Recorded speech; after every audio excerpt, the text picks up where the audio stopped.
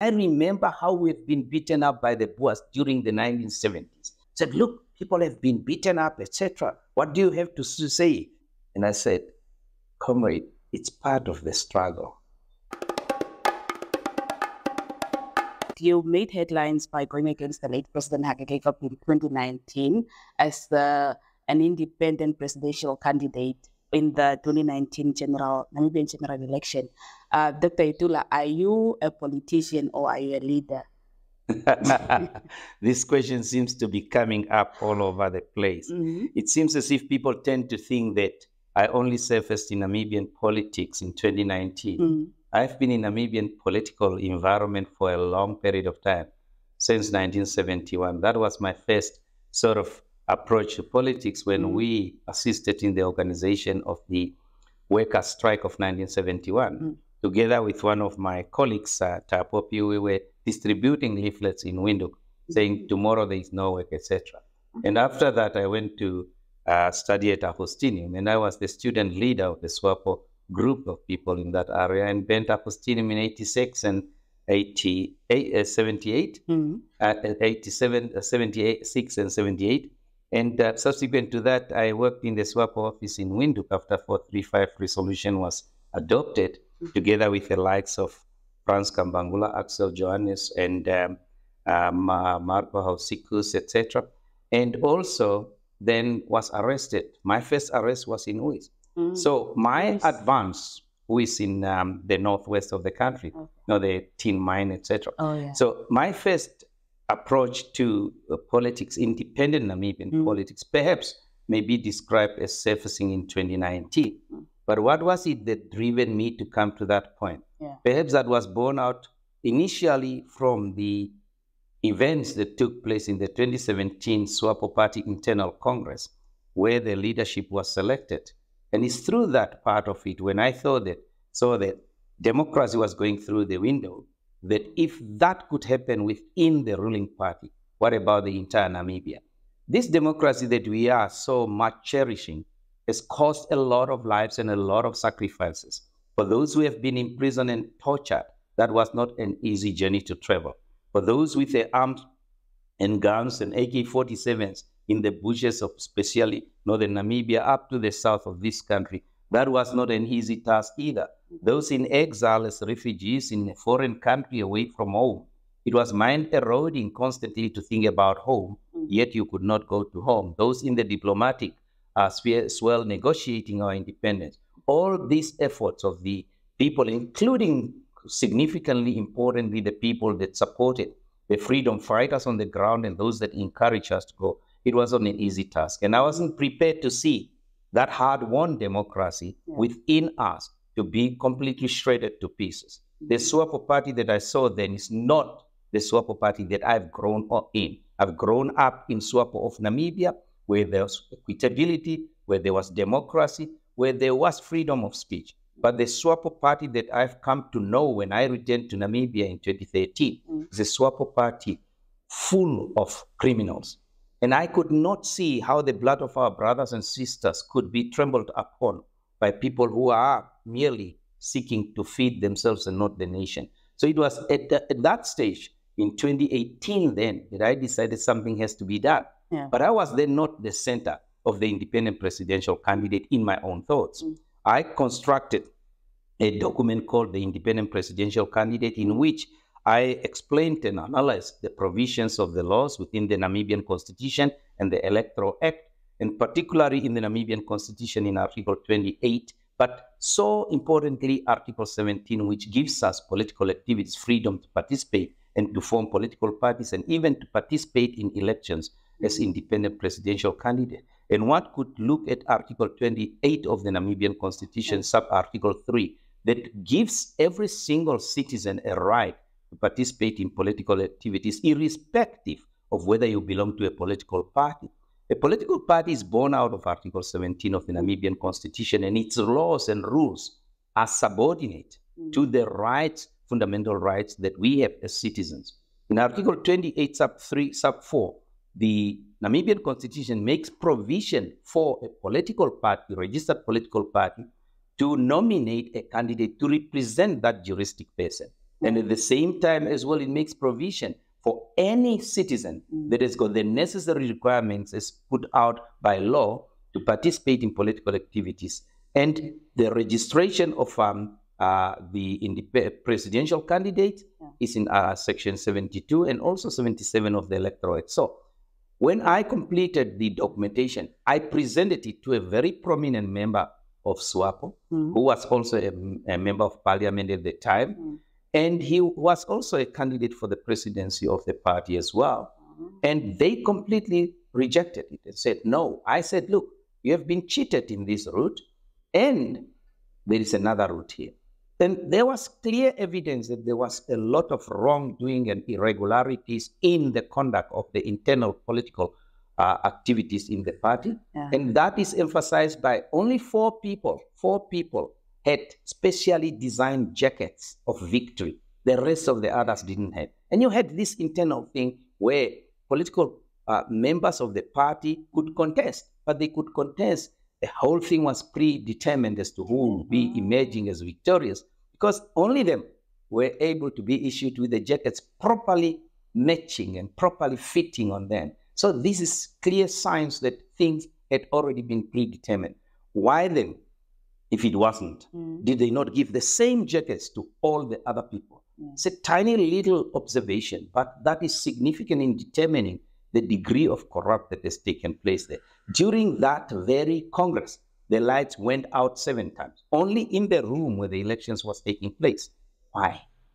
And up to now, no one has been able to look at the ballot papers and to say, was the pen that actually made the crosses on those ballot papers different?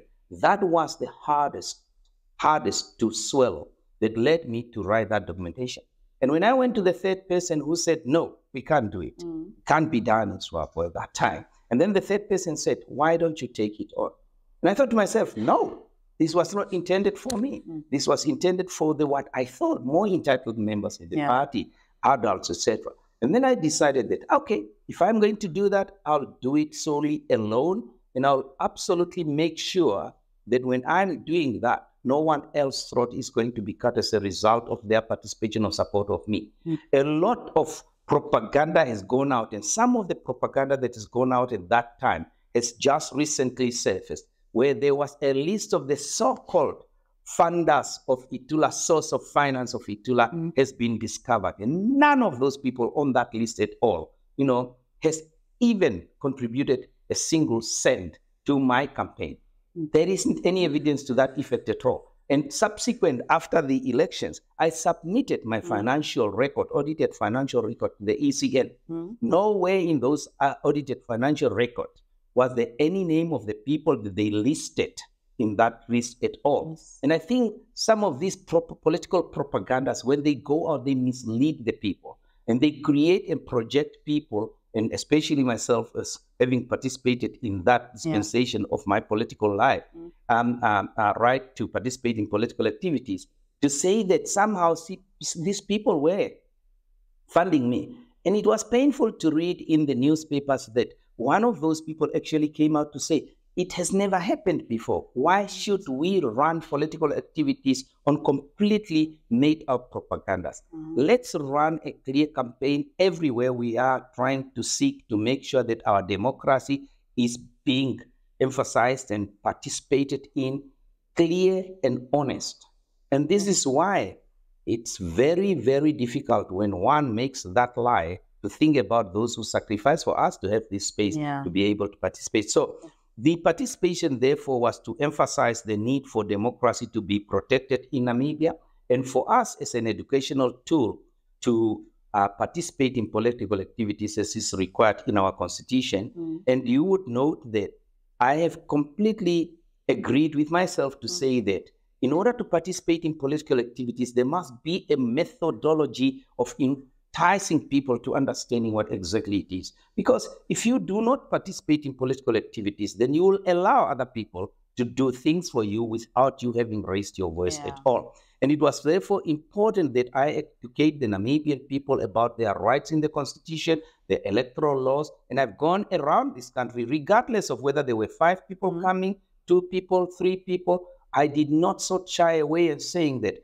I will not be able to communicate. And when one looks back to April 2019, when I first had the first meeting with a few people in Okamuti Lodge, with a bit of social media going, that is the spark that actually brought about even today the IPC that we are actually talking about as a formidable, largest political party in this country. So it started from there, but it was critically important that we emphasize that Namibians need to understand their rights in order for them to be able to exercise them for the benefit of themselves and future generations. And importantly, in a mature democratic country, we need to ensure that we strengthen our democratic institutions. And that was part of that as well. There are people who have got their own conclusions, and many of those people have never encountered a one-to-one situation like you are having here, to be able to explore in my mind as to what was it that driven me there. Exactly. So it was not so much against our departed excellency to against it. It was to emphasize the need for democracy and to make sure that we win the election as well. And I am convinced that I won those elections. The evidence is there, and it's those evidence that people need to explore. Perhaps those in the ECN need one day to go to the altar and confess what they did, but they will have sleepless nights ever since they actually gave the results, which was not the correct results.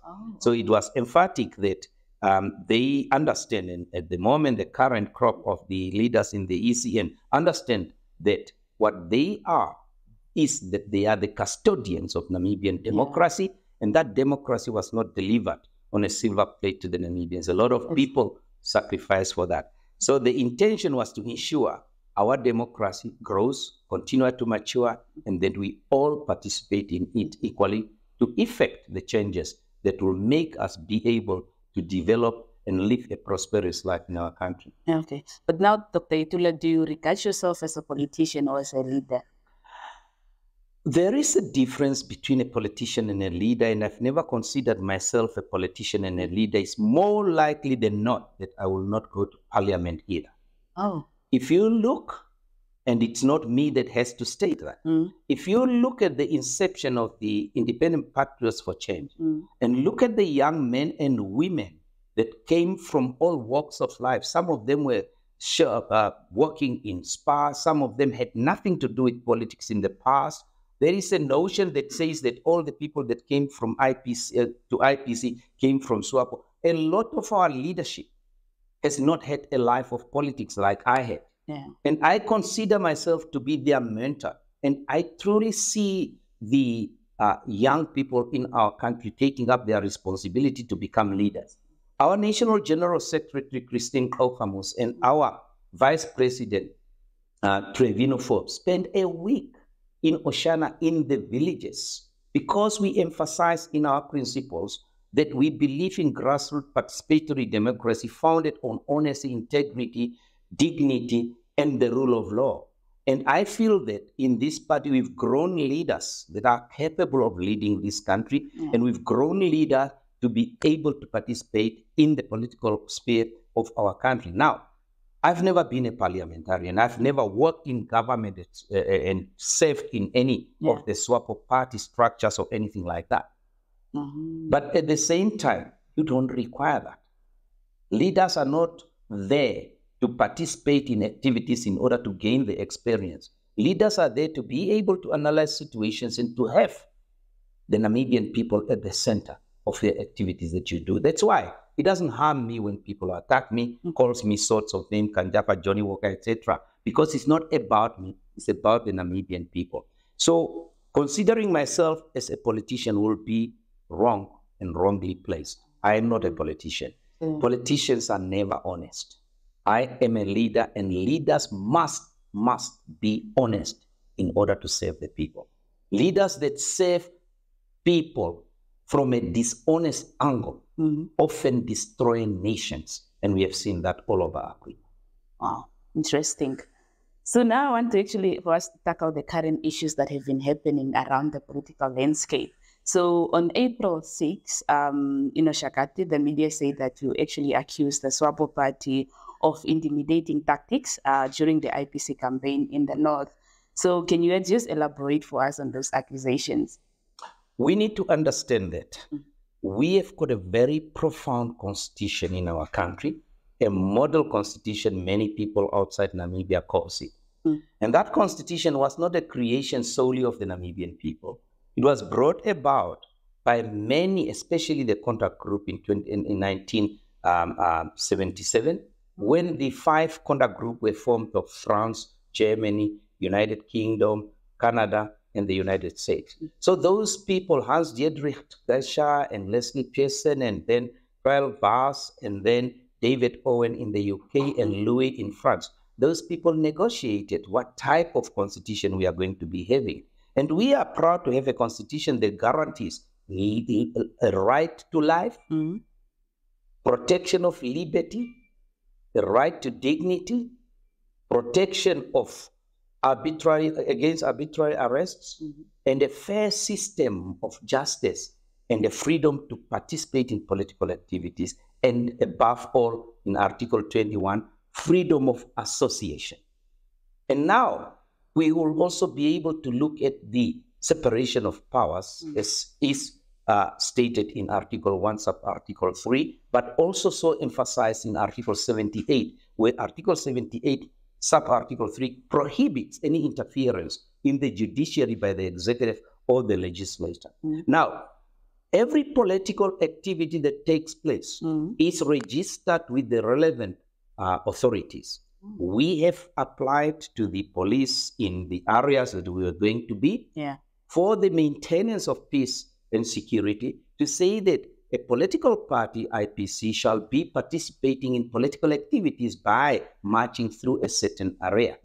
And it was up to the police to ensure that no other political party has got a similar event or an event in that area at all. And I think it's mutual respect. Mature politics requires mutual respect to say that if another political party is carrying out an activity in that area, knowing the acrimonious situation in the country in respect of political activities, knowing the fear of potentially losing power, especially with a young, growing, fast-growing political party, that the police will institute those mechanisms to ensure that the people participating in these activities do not come anywhere closer to each other. But it was very unfortunate and amounted to political hooliganism for the members of the SWAPO party of the ONIPA circuit to seek to obstruct our legitimate constitutional right to participate in political activities and to march from our office in ONIPA through ONIPA and Ondangwa and then on to Okanjegedi. It is that incident that any leader of a political party, seeing their members carrying themselves contrary to the provisions of the law, should have stood up and reprimanded them, rather than going to try and misanalyze and misconstrue the event and the pronouncements against that to state otherwise. Our aim was to have a peaceful, and has done so, demonstration of our strength by launching our ground mobilization commandos, something that has never been done in Namibia before. Something where Namibians just here 2-3 months before elections, we are going for elections. We were launching the people that will go into the villages and their homes to educate our citizens to responsibly choose their leaders and choose the governing principles that will be able to seek an implementation of wealth in this country and prosperity for our people. And when we then marched on, it was peaceful. Notwithstanding the fact that the police, I must commend them, came in and told the SWAPO political hooligans that you shall not interfere with the constitutional rights of our people. And I would have expected a political leader to reprimand them, even to come and sit down.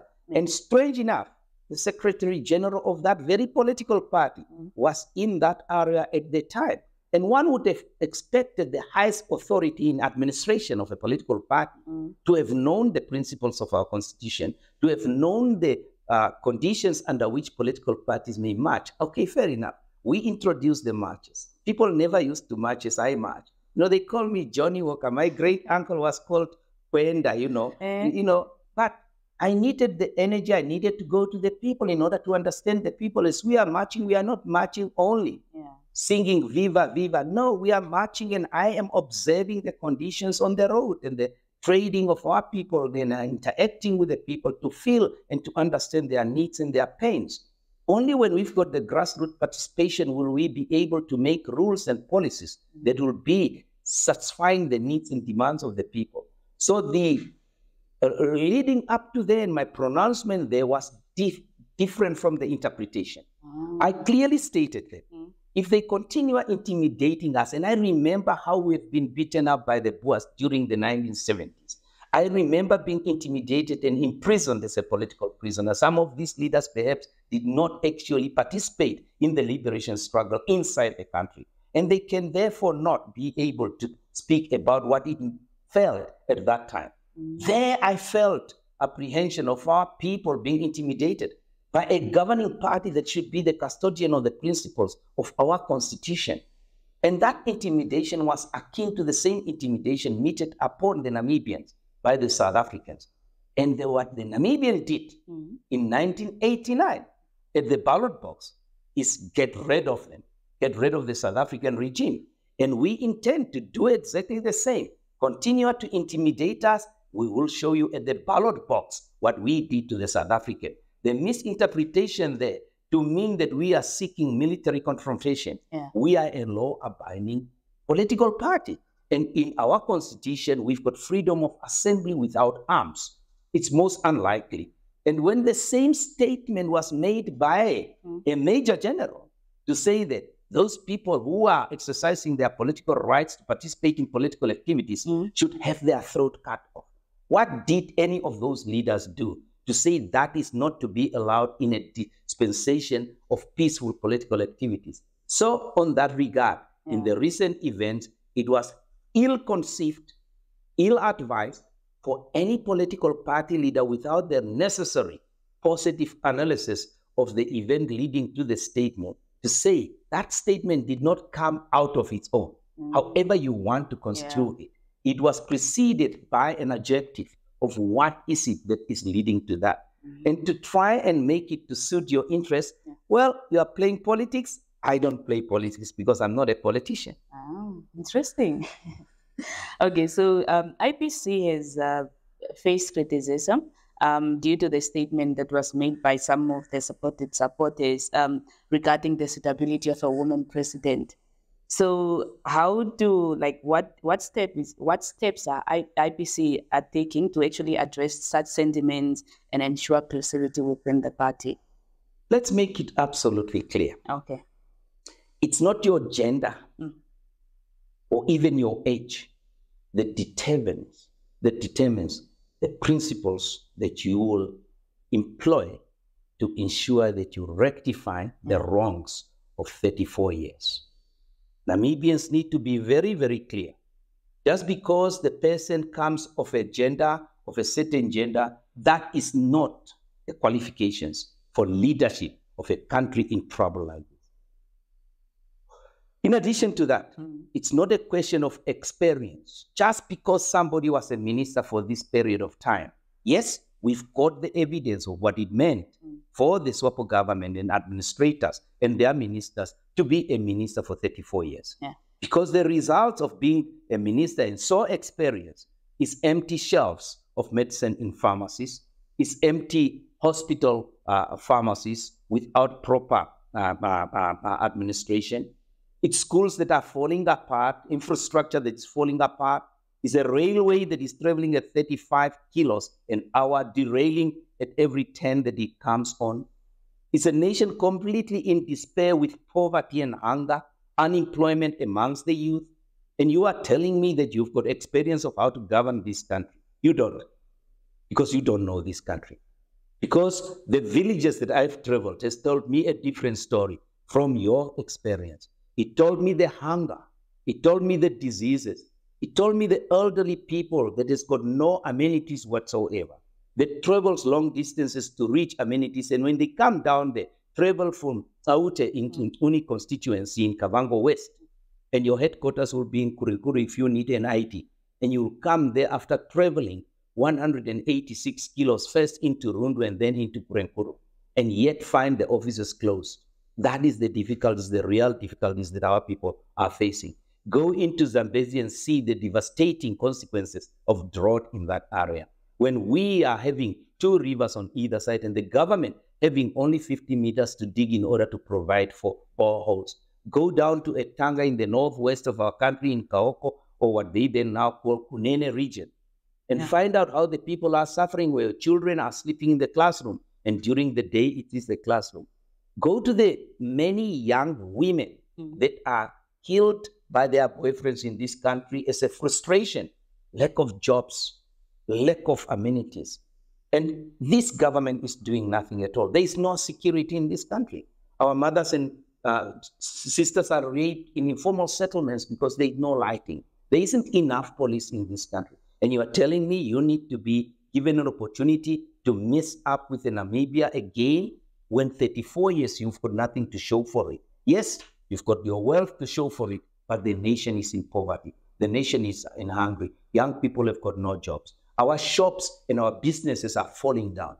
Our freedom fighters that fought so hard for our country are languishing in informal settlements without any prospects at all of the future. Those that were refugees are still crying out for the so-called UN funds that were supposed to be given, taken away by the same leaders that they trusted. No, we cannot entrust this country to anyone with experience of agenda or anything. We need to entrust it to a leader with a vision that clearly sees a united Namibia, a democratic Namibia, a prosperous Namibia, where the young are given opportunities to prosper, where the nation is able to be given wealth to build on, not the slave wages that I have seen.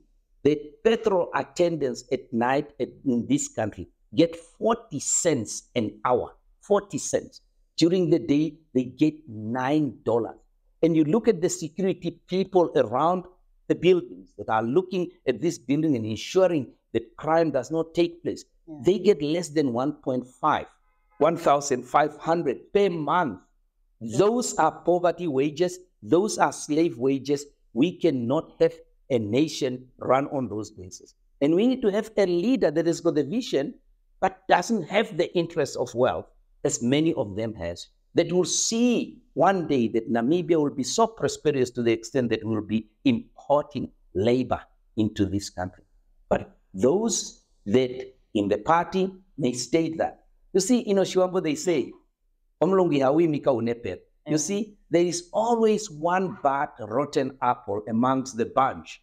What you need to understand is the policies that are expanded upon by the political party, centrally so, and it is that political party that determines and carves the policies. And our policies will be based on the needs of our people. It's the demands and needs of our people who will determine what we are going to do. And when we are selecting our leaders, we are not looking at the agenda. We are looking at their ability. Meritocracy, absolute and pragmatic basis, will determine how we govern it. Just making the whole thing colorful doesn't make it much more successful. If they want, in their parties, a female candidate, let them do so. In IPC, we are looking for a meritocratic leader that has got a vision for this nation. Wow, interesting. Right, thank you. Dr. Itulah, could you share with us some of your early life influences and aspiration? So what experiences or individuals shaped your formative years? This is critically important because people often assign certain things to your genetic makeup. And that is the wrong of it. People often assign that to a tribal origin. And that is the wrong of it as well, assigning you to any race whatsoever. I'm a product of my environment. And my environment was one that has taken place under a colonial regime in Namibia, where I've seen the sufferings of the people of Namibia. And I was born in the old location. Perhaps I don't have a lot of reflection there because I was still young. And my dad then established a shop in the Onyanya area. Went there and lived there for about 4 years, and then back in Namutoni. And it's perhaps in Namutoni that I saw the contract laborers being transported from Ondangwa through to Grootfontein. And I used to sell them omaheu, which is like the oshikundu at that time. And also, they would then be given pap, hot, and if there was no plates at all. And many of them would put it in handkerchiefs, in their hats, etc., because these people were transported on open cattle trucks. And that was a gravel road as well. If you travel to the north, from Monthia onwards, you'll see there's a gravel road on the left-hand side. That was the original gravel road there. And as a consequence, these trucks will be 3, 4 with the dust coming. And all of them, that when they come out of there, they are all white and they open their eyes. You can see these eyes popping out. And my mom used to then cook for the drivers who were principally white Namibians then of the trucks. And I would be selling on the house to these people. There was somebody else who was then working at what the people called a school or the big kitchen. And as they come from Ondangwa, they will be given this pap hot. And I remember seeing one of them holding it and saying, I'm brave, and then dropping it. And if you drop it, that's the end of the story, and he was eating it from the ground. I won't be given again. No, that's it. And when I've grown up, I've accompanied my mom to Klein Windhoek, where she was now when we came back to Windhoek in 1968 again, to Klein Windhoek, where she was a domestic worker, and also to Pioneersburg. And I was working, selling newspapers in the streets of Windhoek, Advertiser and Allgemeine Zeitung, and I was also a garden boy at not very far from the then SAIK, South African Encyclopedia, or the NBC radio now. And we would be carrying golf and getting $1 or something like that. And that is the area that during holidays, my mom's employees will take me to the farm to open the gates and close them as the car goes by. Come rain, sunshine, and lines. You know, you jump up and say, "Boss, I'm up." So, and I observed how the farm workers were segregated and given activities, and sometimes they don't get food either. So I've seen all of that. And comes to 1971, then, when we had to participate in contributing to the effective organization of the worker strike, where we and me and Panduleni Tapopi were given leaflets, and the leaflets were produced at Tate Tapopi's house then, in Ovambo Elf in Vambo Lokasi. And we went down into the compound, putting them in the houses, Mongulaka Kunilonga, tomorrow there is no jobs, etc. And the whole morning, everything froze. There was no jobs at all. That was a worker strike. Although the worker strike started in Klein Oak initially, the second part to go was Windhoek, and then the whole country took that up. And I remember as well in 1973, there was an intention between Suanu, Nudo, and SWAPO to come together, not as the national party, but individuals. And the youth objected to that. And I remember on the 12th of August, 1973, we had a big rally at what we call the Groot Wengels then. And then we marched from there after the rally was addressed by Shirley Shangula and Jerry Ekanjo and Shilongo Tapopis. And then that led to the arrest of Jerry Ekanjo on the 13th of August, which was a Monday then. And he used to work at Diesel Electric then. And we had Jerry Ekanjo has been arrested. But that 12th Sunday, we marched from that place into the then Ovambo compound. For the first time, women went into that compound because it was exclusively only for men. Wow. And we marched from there. When we went inside, including one of our ambassadors, Nikki Nashandi, they were the adults who were leading. And then he was our teacher at that time as well, in 1973 when I was in grade 8. And the gate was locked. And then we came out, and of course, the elders lifted the whole gate out of the ground. And that's why today at the multi-complex center, you've got that concrete thing. It was built after that incident to make sure that they can patrol it. And we walked across what is now Shifidi Secondary School in Windhoek. And then as we were approaching just the Catholic church there, they started attacking us from behind the Boers, and we were all beaten up and rushed all over the place there. But those are some of the reasons that were then in the circumstances, in the environment, placed upon many of the young people at that time to say that enough is enough. At that time, we also had Namibia Black Students Organization, which was allowed to get all the Namibian young people together. But at that time, we were members of the SWAPO Youth League, and we were told, no, you've got already your own organization, you go on to that one. And I remember the president was late PC Rukoro and Nashilongo Tapo, who was the secretary. Well, people from Jebra School and Agostinium as well. Yeah. But that went down there. And then ever since that time in Agostinium, we have been at the forefront of participating in objecting to the colonial order of Bantu education in Namibia, especially in 1976 in November, when we actually burned Agostinium down. And a lot of young people were arrested, including, Jones and Benny Pietres, who ended up being our secretary in 78, and Kapok from Kainahas in the south, and Imara, Ngeno Imara, the husband of our Honorable Katrina Hanse Imara, and many others. So the molding of us during the 70s was a new generation of politically conscious people that understood what was wrong and also understood what needs to be done at that time. And much of our organizational efforts was to ship people out of Namibia, traveling to the border with Botswana, and then dropping there. And we had communication with our representative in Francistown to pick up the people once they had been dropped there, taking children from various parts of the country, in Corijas, etc. And this is why I was first arrested and imprisoned in Uis, in the northwest of the country, when I organized a strike there. And I went back to assess the strike. And then, both of us, myself, Gregorius Mohane, and August Guy, were then arrested. At the time there, Hans Boyce and late Sefiel Uira were our representatives in Corijas.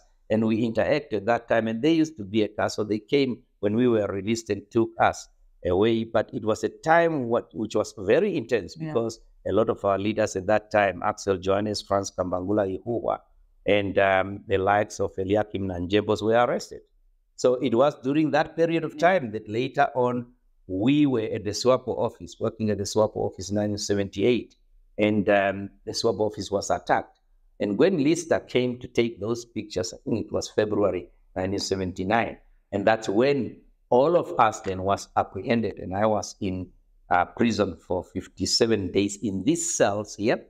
And then before that, I was then I was then transferred to Hobabes, where there were 86 of us in prison from all parts of the country. The likes of John Shaitonodi and Yona Hitula came from Oraniemund, and Israel Kalenga, and also the Kadikwas from Ludret, and Prayer Mace from Kiedmansuop, with David, Lorenzo, and Sebastians from Gibeon, and the two brothers, brother cousins, Jonathan and Steve Holliat. And then in Windhoek, the Kambangulas, Axel Jones, the Emmanuel Mwataras, and the Charles and Philip Cherries, etc. So, and in the north as well, Edward Heuva, Bongi, and Mitiri Kaura. On the other side, Kaimis Raimis, Bobonde, Kakarara. We were from all over, the Lona Chapas from Zambezi as well, and Marco Ausikus from the Kavangos, and then we had Lona Chongolos from the north, and Kalilis, and, Melanchthon Kaukungas. So it was from all over, and of course, our late Ida, Jimmy, who just departed, and Rikumbi Kandanga from Walvis Bay. So all of these people, I know them all. So that was the time that they were then trying to see whether they were molded. That is the time that molded us, trying to break us, but they ended up molding us more. After the 57 days, of course, with torture and being traumatized, I was taken to hospital. And they were, if you don't treat him, this chap is going to go. And I couldn't even recall that when I was told by a prison warden what took place, because I was completely knocked out at that time during the torture sessions. And we went to Hobabes then. And of course, there were people like Trotsky, Herbert Biekes, and all the others as well. We were 86 of ours, and we were 26 in a whole cell. I recently visited the Robben Island to see the cells there. They were exactly the same as these ones. Some of their solitary cells, they were a little bit larger than our solitary cells that we had in Windhoek Central. And I think it's Division D, where we had cells as small as this, with a toilet there and a little window up there. And it was extremely, extremely hot, especially from they advanced in age. They were suffering from headaches and high blood pressures. And luckily enough, we had Dr. Ihuwa amidst us who was able to advise people. So the imprisonment was another molding. And people thought that by imprisoning political prisoners, you are actually trying to break them. You make them harder. Political imprisonment made us harder. So that is the environment that molded us. And then when we were released under house arrest, where we were not allowed to be in the presence of more than 5 people. We were not allowed to receive any visitors in our houses. We were not allowed to leave the house between 6 and 8 in the morning. We were not allowed to come to town without permission from the police station, South African police station. And we were not allowed to leave Windhoek without permission. And when I did go and visit my uncle in Walvis Bay, I had to report at the police station in Okahanja, police station in Karibe, Pusakos. Arandes didn't have a police station at that time, Swakop Moon. And when I reported in Walvis Bay, I was just popped into the Chuki. So I just locked up as well. And so those conditions were such that we couldn't do anything other than that. And then the church came and said, well, there is something going on that they will eliminate you. And then Bishop Kauluma then, together with other political leaders of SWAPO, decided that it's better to take these people out of the country. And that's when we, because we couldn't escape, we couldn't leave the houses, etc. I spent 16 months under political house arrest, in addition to the imprisonment that went on from the early 1979 to the January of 80. And I was then placed on a plane and went to the UK. And in the UK, I met with our then chief representative, Shapwaka Ukungwa. He's still alive in Ohalushu. So he will tell you that story of this young man. You go and interview him. This young man coming to the UK as a political prisoner. And I recall meeting in April that year, our founding father, Sam Nujoma, and I was with Tate Mukilongo then. He said, and then Chief Representative Shapwaka Ukungwa, Ambassador Shapwaka Ukungwa, in fact said, Comrade President, referring to Comrade Sam Nujoma, these are your political prisoners. This one is Panduleni Itula. This is, of course, Nangolo Yankwilongo. And our founding father stood back and said, if they are even imprisoning children like this, Namibia is certainly getting free. So what is he going to do in Luanda? Leave him here, let him study. Tate Mwilongo, you come along and go and help Mzee there with the elders. So that's how I ended up in the UK and then ended up studying. And it was all organized by the SWAPO party. So it was Shapwaka Ukungwa and the others that organized where to get the scholarships, etc. And I was then resident with the then Anglican bishop in exile, Bishop Colin Winder. And Bishop Colin Winder was responsible for St. Mary Odipo at that time. And he was assisting the striking Namibians in 1971-72 as well. And he was effectively deported. But we were living in what they called the Namibia Peace Center then. And then at that time, I was then elected as the leader of the SWAPO students in the UK. And ever since then, you would have an academic back in the morning, the likes of our chief Judge President Damaset, the Prosecutor General Martha Imara, and Vince governors, and all those people. Even our Honorable Minister Utoni, they all came to the UK then and would be having meetings and you don't do this, you don't do this. So we were campaigning all our time in the UK. I would be addressing workers' meetings in the UK, students' meetings, women's meetings, explaining to them who we are, what we want, what is the role of the United Nations in the struggle for independence for Namibia. And at the same time studying as well. And at the independence, I was still studying, so they said, no bother you coming back to Namibia, you study, make sure. And we've got a tendency in Namibia to allow people to just study up to the first degree, rather than allowing them actually to go to the valleys of knowledge and accumulate all that knowledge and come back to invest in Namibia. So I was allowed to carry on, and later on after independence, I carried on to carve that academic journey to make sure that when I eventually decide to come back, I'm well equipped to be able to deal with the demands of the nation. And up to now, I still say, and in my clinic still provide at times free treatment, etc. I treated an Angolan lady where I took the whole jaw tumor out free of charge, because much of my education, the initial sort of foundation, was as a result of the sponsorship, where people were saying in the 70s and 80s, Namibians are suffering. And that's why we used to have the United Nations sponsorship, the British sponsorship, and an organization called Africa Educational Trust as well. Those were the three principal sponsorships that we received as Namibians, whether they were in Zambia, whether they were in Angola, whether they were coming directly through arrangements with the church into the UK. Now, every single Namibian that has been in the UK would recall how we were campaigning and participating in miners' galas to try and educate the citizens of the United Kingdom, especially with the anti-apartheid movement and the Namibia Support Committee, to educate them what we need. And I remember the 1986 Wakefield's Gala, where we demonstrated against South Africa's illegal occupation of Namibia. So those were the activities that molded me and molded many of the Namibians for us to be able to have a judge president educated in the UK, a prosecutor general educated in the UK, one of our ombudsmen, Beans Kavanagh, Advocate Beans Kavanagh, educated in the UK, and one of our Minister of Labour, Honorable Utoni Nyoma, educated in the UK. And also when I was there, our Honorable Minister of Home Affairs, Albert Kawana, was just starting his PhD in law then.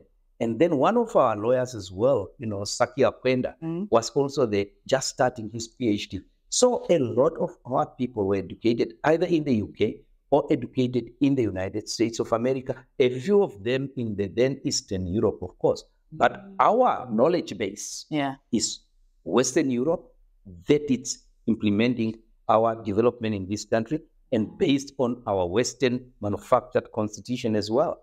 So we are not a product of our own, but we are a product of our environment. So that is what shaped us. But the dislike of injustice was molded during that period, that I would not tolerate injustice from any quarter, from anybody, within or without Namibia. And that is probably some of the building blocks that sustain my convictions that only when we've got a just society can we tend to be the leaders of that society. Interesting. It shows that it's like more young people were actually vibrant than like during the time of exile, like from all over the country participating. Well, we need to be very careful when we talk about the liberation struggle and the people who participated in it. Because of the colonial barriers of pass and travel, etc., not all the people had the benefit of traveling up and down between the South, or what is called the cordon, then the red line between the South and the North. So many of the young people that has been taken from or left from the North, many of them had not visited the South of Namibia. Many of them could not claim to say, we are Namibians. I remember when I was in Oxford, Murumba Kerina came to me and said, oh, you just came from Namibia. How's Namibia? And I said, well, I'm from Katutura. I'm not from Namibia. I don't know. So many of the people left this country into Angola from northern Namibia. Many of them have never even visited Windhoek, seen Okahanja. Some of them left Okahau having only been as far as Ondawa. We need to be careful in analyzing why young people left this country. Some of them truly left in order to fight for independence. But if you go back to 1962, the late Hage Geingob, the likes of Peter Kachavivi and the others, Kodongwidis, etc., they left because there was education. And a lot of them left this country to go for education. Some of the people were actually just apprehended by our people in Francistown, coming from the mines of Johannesburg on the way home through the Swanla sort of route of Kavango into Ovambu. So some of them were just, hey, where are you going? Let's go and fight for independence. So a lot of people that left this country are from all walks of life with completely different ideologies. Not many of them left this country. Some of them left looking for diamonds. I know, for example, one of them, Filian Angolo, never left this country to go and fight for independence. He was actually in Angola and discovered by the likes of Keshi Nathanael and Charles Namolo and the Meme Netumbo, they were on the way out in exile. This led by Keshi Nathaniel, who's now 75, and he's going to be 75 this year. He's younger than Meme Netumbo, obviously. He was the leader, the first president of the SWAPO Youth League, which was founded in 1973. Then he led a group of people, Cheka Makis and Namolos and the others, into exile. And that's where they picked up Philia Nangolo, who was actually imprisoned in Zaire as well and assisted by a member of SWAPO to go into Lusaka. So some people should not clothe themselves as revolutionaries having left this country because they were oppressed or anything like that. Some of them were actually captured. Some of the people who were captured from Oshigambo school just cleared up and went into Angola.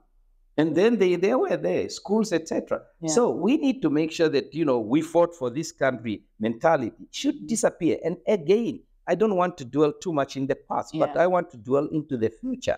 So the youth in the center and the youth in the north, yes, they were subjected to Adengwano Mapokolo, like Tate Charles Namolos and the others as well, Kandi Nehovas and the other. Yes, the youth in the 70s was, call it radical, I don't even know what that term means, but determined to gain freedom. I remember Nashilongo Tapopi and Jacob Hanai wrote a letter to Sam Nujoma in 1973 to say we want independence in 1974. We want independence now.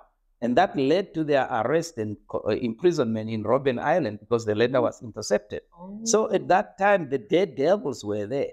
I organized a strike with my leaders, such as Isaacs, Ambassador Isaacs, in Windhoek on the 3rd of December 1978 against the institution of the DTA. And we were beaten up by the Boers then. That's what we refer to the colonial masters then. And the youth was fearless inside this country. It's not the same as being out there with an AK-47. Here you were fighting with your boys and with your placards. So there was more determination in the youth at the moment, but we were much more responsible in how we conducted this, also risking a lot of things as well. And I remember being held in front of Jongarero and Klaba and the others after the 1978 demonstration of 3rd of December. Said, look, people have been beaten up, etc. What do you have to say as leader of the youth? And I said, comrade, it's part of the struggle. So sacrificing is part of the struggle. Yes, many young people left this country, some with the intention to liberate the country, others to seek education, others because they committed crimes, others because, somebody got pregnant, out, etc. So there were many, many reasons why a few, perhaps much more, left this country. And there were determined reasons as well why our leaders left this country. When His Excellency Dr. Sam Nujoma left this country, the intention was to reinforce Murumba Kerina at the United Kingdom with Kodongwidi back in the early 60s. Kodongwidi, Murumba Kerina left in 1952, this country at the age of 19. That was the youth at that time. Tate Nujoma was also in his 20s, and the likes of Kachavivi were 22, etc., going down there. Tate Nahas and our Excellency now, Nangolo Mbumba, were a little bit older in 1965 when they left there, or 66 when they left at that time then. But a lot of young people left, education was coming. And a lot of people that had experience in South Africa were influenced by that to leave the country as well. They were reading broadly. Unlike you young people now, that has got WhatsApp and Uncle Google to tell you what the world is like. We didn't have that advantage. We didn't have television here. We didn't have telephone in every house. You probably had only about 5 or 6 telephone lines in houses in Katutura, especially the priests and the business people. So we were not communicating with the world to enhance our understandings of our suffering. But we used to read Das Kapital, etc., using the churches, the guys, etc. Books used to be smuggled in, especially from South Africa. Steve Biko in 1976 were very close friends with Klabanelo, Mohamed Klabanelo, and we got books from that area there in order to study as well. So we had no link with Angola in terms of things coming in, or Botswana. It was mainly with South Africa. So many young people at that time left this country. Some of them going into the unknown, some of them with an intention to go and carry out the gun, some of them to go and study. Others were just taken into exile. So, okay, interesting. Dr. Itula, you are a political leader, a dentist, a lawyer, and you're a lecturer as well. So how has your diverse educational background influenced your approach to politics and leadership? First of all, Yes. there is this concept in Namibia that looks at Dr. Itula as the toothist or the dentist. When I went to the UK, I had matric then in 1978 that I got from Agostino. But that matric was useless compared to the O-level system and the A-level system in the UK. So I had to go back and start O-levels and A-levels as well. So that was quite a hard time for me because my command was Afrikaans and not English. So I had to actually learn how to go back to Afrikaans. And I remember asking one of the invigilators and say, I should actually get 30 minutes extra because I'm reading the English here, translate it in Afrikaans and get an answer and back again. That process needs an extra 30 minutes. I sort of jumped, they said. And then after that, I then did dental technology. And that dental technology was a 3-year course. And that dental technology is where the people make the teeth, actually carve the teeth out and send it to the dentist to be put in your mouth. That is a different profession completely. So after that, I was required to spend 1 year working as a dental technician before I'm registered as such. And then after that, I went to Oxford to do biophysics. So I did biophysics for a year and then the second year. And it's in the second year that Bristol University said, would you still want to get to study dentistry and or medicine at that time? So I went on to study medicine, but I didn't like medicine because it was going to allow me to do things that is against my culture, examine people that I wouldn't do. And I couldn't get to that level at all, get myself. So I said, where can I be? I'll go above the neck and not below the neck. So that's why I ended up studying dentistry, finished dentistry, and then I had to work for a year before I'm registered. And then after that, I said to myself, no, I can't stop here. So I decided to go and do a master's degree in oral maxillofacial surgery. That is the surgery of the neck. And I did that over a period of 2 years. And then after that, I needed to do my fellowships. A fellowship is a higher qualification than a PhD. You need a PhD to do a fellowship at the same time. So I did a fellowship with the Royal College of Surgeons and Physicians of Glasgow. And there is only 2 of us. I don't know whether there's another one, but Professor Amambo is another one who's got the same fellowship. And then I did a fellowship with the Royal College of Surgeons of Edinburgh. And the Royal College of Surgeons of Edinburgh is the oldest. It's over 500 years, where surgeons learned how to operate on the body. They were even in the olden days in Edinburgh, something called the body snatchers. Every time somebody is convicted to die, when the body is dropped down, they snatch the body and take it to these doctors to go and open it up to learn how the layers of the body is put together. And that's where surgical skills have been developed. So these colleges are the highest professional institutions educating people of how to become a professional. It's very common for people to say, that is unprofessional. But exactly how do you define what is a professional? It's a behavior, your conduct, and your attire, and even the way that you speak that actually tells the people this person is a professional. So I then studied that. And then after I finished my fellowship, I then came down and one of the elders said, are you armed? I said, what do you mean armed? Oh, we liberated the country, but we don't understand the laws. You know, we are carrying on, we are working it. We had to compromise. He said, you need to go back and study law. So I went to study law as well while I was working. So I was doing it part-time. So I studied law and then I studied other things called conscious sedation to make people go to sleep without a general anesthetic. Because a country like Namibia will need a cheap form of managing patients that are anxious about procedures. Then I'm talking like a health professional. And then I did law, and then I did a master's in law as well. And then after that, I then came back in 2012 and said, are you now, in their way? Are you well armed now? I said, yes. Well, then it's time to come back. And unfortunately, my mom departed in September 2013. And then aiming on the 10th of December, I wanted to arrive on the Day of the Women in Namibia. And I said, I'll arrive in Namibia permanently on the 10th of December. And having arrived in Namibia, what shaped me more is not my academic. What shaped me is coming to a country and becoming a stranger in the country of your birth. And that there was no informal settlements when I left Namibia. Now we had Havanas and all the others. I said, what on earth is going on here? So I took it upon myself to tour the whole of Namibia alone, to try and discover this nation, discover the people we fought for. Where is the Namibia that we fought for and promised the people? And I traveled everywhere to try and find out where is the independence. And I found poverty. I found hunger. I found lack of infrastructure. You know, yes, when I was traveling, there were clinics, primary health care centers. Yes, you know, Richard Kamwin, Honorable Richard Kamwin, did brilliant job to make sure that there's access to health to all the people within a small distance.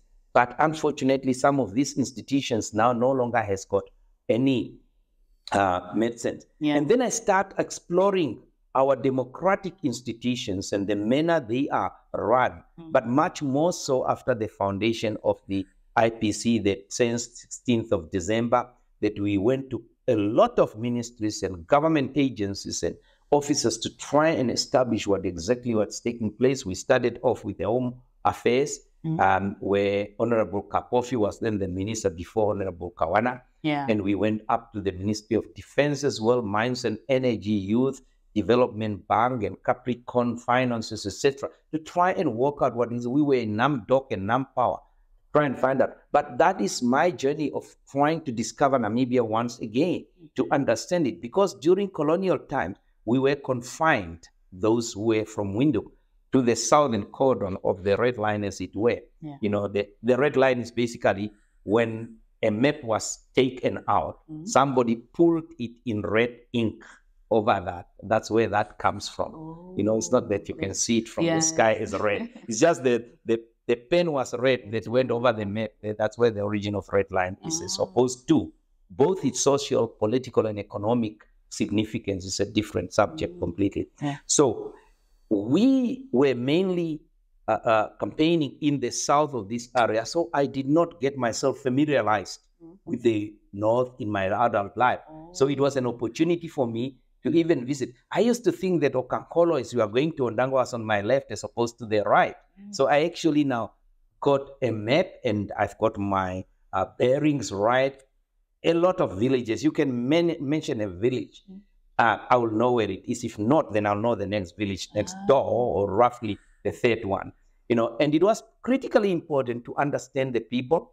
And at times I slept in the same houses with these people, sitting over the fire. Instead of going to pay in a bed and breakfast, I paid these people and ate with them.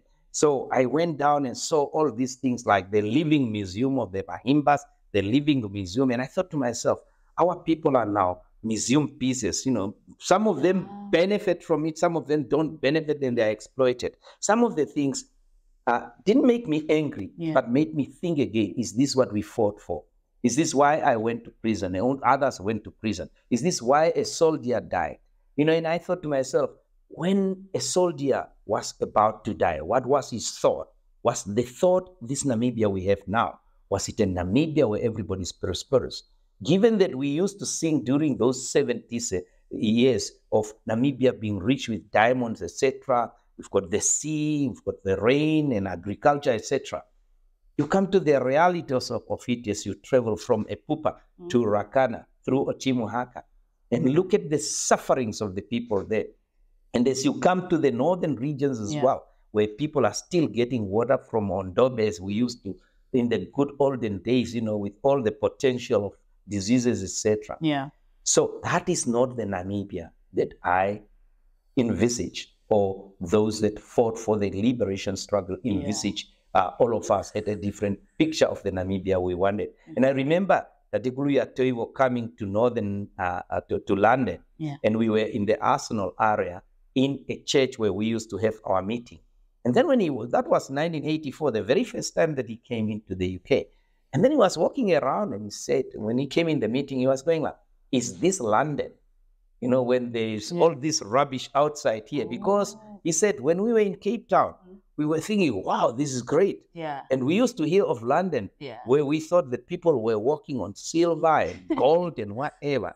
And he was completely amazed. I came back to a country that I couldn't recognize because it was not the country we envisaged in the liberation of this country. Yeah. Many of the people looked at wealth building. Many of the people looked at empowering our people. But we ended up with a little spike of elites there, benefiting more from the struggle. And we still have got our liberation heroes up there in informal settlements. Some of them died without actually having benefited anything from the liberation struggle. Not that we all went in the liberation struggle in order to be rewarded. Our biggest reward is independence for Namibia. Our biggest reward is a future for young people like yourselves. But that reward also comes with an ability to live.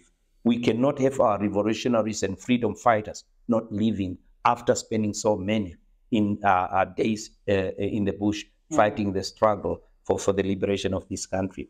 So my molding, I spend a lot of time in Damara Lokasi and Nama Lokasi and Nero Lokasi, and that's why I speak Herero fluently. And I was sometimes mistaken for a Herero. And it doesn't really matter what your language or your tribe is. It's what is upstairs here and what you perceive everyone else, your neighbor, to be in order for you to embrace humanity with humility. So the biblical love your neighbor, love yourself in politics is who is your neighbor. Everyone that you need to keep into contemplation in your conduct, that your conduct does not harm them.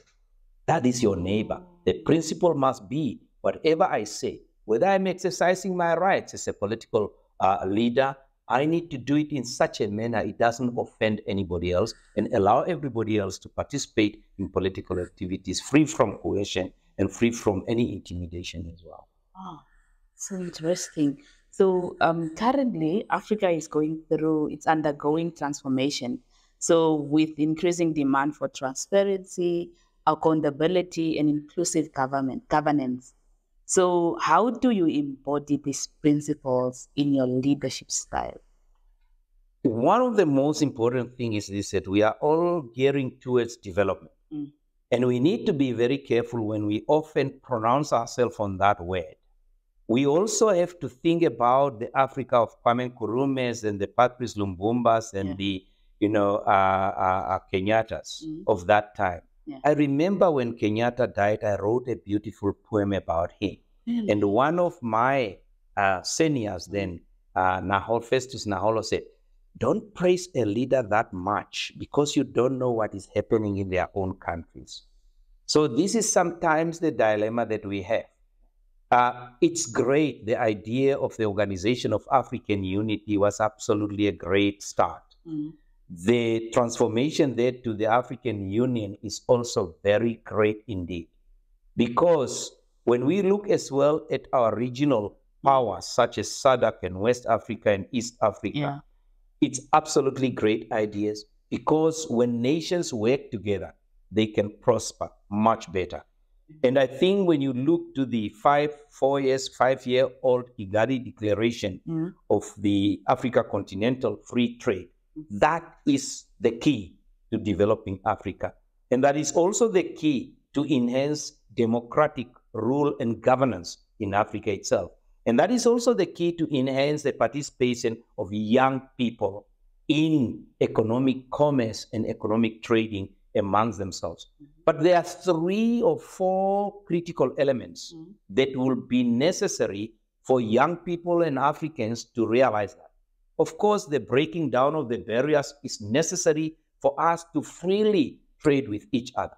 But we cannot do so in Africa if we have got a power crisis.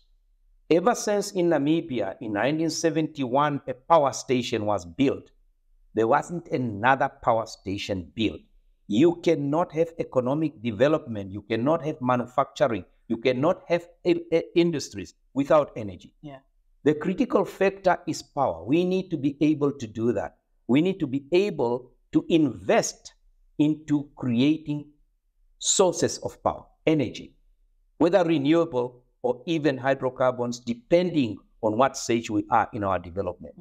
We also need to recognize that the industrialization of Western Europe and even the Americas is a result of discovering how to utilize energy to get wheels to roll, to get motion, to get trains going. And unless we invest heavily in Africa in power, we will not be able to develop this country. And in Namibia, we will not be able to manufacture or have industries in this country without electricity. We are talking to each other now because we've got electricity. We need to invest heavily in that. The second thing is finances. We need to make sure that we get accessible finances for our people. Putting aside something like 2 billion for youth development, the young people in this country and all over Africa, forming 70% of the population in this continent, and a large continent comparable to India and China, where we will soon, in 2050, be probably competing with China in terms of population size. And in terms of development, we should be competing with China and India as well.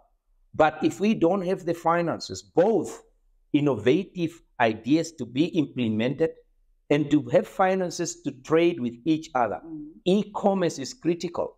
And that access combined with energy is very important as well to make sure that our young people is empowered.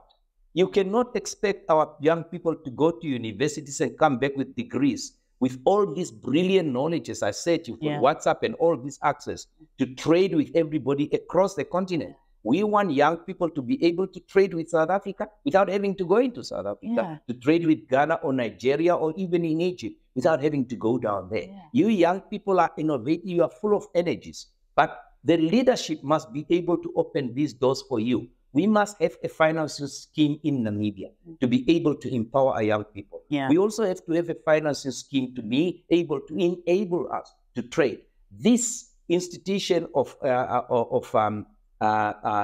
passport-free access between Botswana and Namibia, which our late president, His Excellency Dr. Hage Godfrey Geingob, instituted, is a very good start. If we can open that door with the South African, of course, conscious of our security and safety as well, not to bring in criminals or letting criminals out. And the same with Angola as well. We should enhance that across Africa. The Africa continental free trade cannot materialize and be implemented efficiently unless we get rid of the boundaries. The third thing is political stability, and that is where we come in terms of transformation of Africa into a new leadership, a democratic leadership. We need to be conscious of the democratization of Africa, but we cannot expect those that has been empowered to hold on to power for years and years until Jesus comes, quote unquote, as it were. But we need to make sure that we educate our people to choose their leaders wisely and to choose leaders that are able to empower them. We cannot have leaders that create environments in which our people are subjected to slave poverty salaries. That is not something that we can tolerate in a new dispensation of a new Namibia under the IPC. What we need to look is to empower our people. But a stable government is conducive to foreign direct investments. But we should not concentrate so much on foreign direct investment. We should encourage our hairdressers around here to even invest in B2 Gold. Why do we want to leave those foreigners coming to take our raw materials and we don't invest in there? Investment is a risky business. We should be able to part. But I can understand how difficult it is to part with a few pennies that you just scraped about on a 40 cents an hour in a petrol station, as it were, overnight, to part it and go invest. We should encourage green, homegrown investment and economic activities that we can guarantee that they will stay here. And we should also encourage them to go and invest across Africa as well. So the Africa that we are looking at and the Africa of tomorrow is not an Africa for me. It's an Africa for you young people. But if we in the political leadership are not able to carve the path for you to travel in and create an enabling environment that will allow you people to be able to implement your innovative ideas into e-commerce especially, and also to employ others, we will not be able to achieve that goal. So the fourth thing is to make sure that we fight corruption wherever it lures its head up. Economic development and enhancing economic development does not go hand in hand with corruption. Corruption has caused a massive devastation of communities out there. The money that was intended to feed our people ended up in the pocket of a few people that went to buy Ferraris in Italy, went on holidays in Dubai, even created accounts in those countries to stack away millions and millions in those countries that was intended from our taxpayers to be able to enhance the development in our country. So we also need to make sure that when we take over this government, we've got a very carefully worked out fiscal discipline to make sure that our spending is kept, to make sure that government doesn't go on spending taxpayers' money willy-nilly without actually concentrating on development of the people of this country. We have wasted millions, and some of it on this tendering system. I was in Katima about 2-3 weeks ago, and a tender was awarded for 62 million to improve Katima Airport. Up to now, years after that tender has been awarded, it has not done anything. And the same person get awarded the tender again. We need to look very careful on this tendering system of empowering those who are politically connected to make sure that tendering becomes an inherent meritocratically distribution of the ability to contribute to the economy.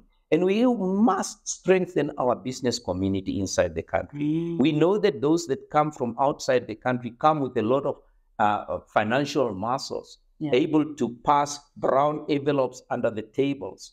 And it's shocking that we tend to have our leaders opting for that rather than strengthening our business communities that are suffering, especially in the north and in the south as well, and in the central as well. So there is quite a lot that we need to do to ensure that the transformation of Africa takes into consideration a serious consideration of availing energy sources, whether it's renewable or even hydrocarbon. We cannot expect to just jump into renewable completely. It will be a mixture for a period of time. And we need to have sufficient finances, including finances to allow our people to trade with each other. And we need to be able to have a stable political environment and a very carefully designed independent system of fighting corruption. If we get those 4 things right, we will be smiling all the way to wealth creation for our nation. It's not being rich that matters. It is creating wealth for generations to rely on in the future. You can be rich now, but when you are gone, that is gone. But what we want is sustainable wealth that the people can have a prosperous life. That's so true. That's so true.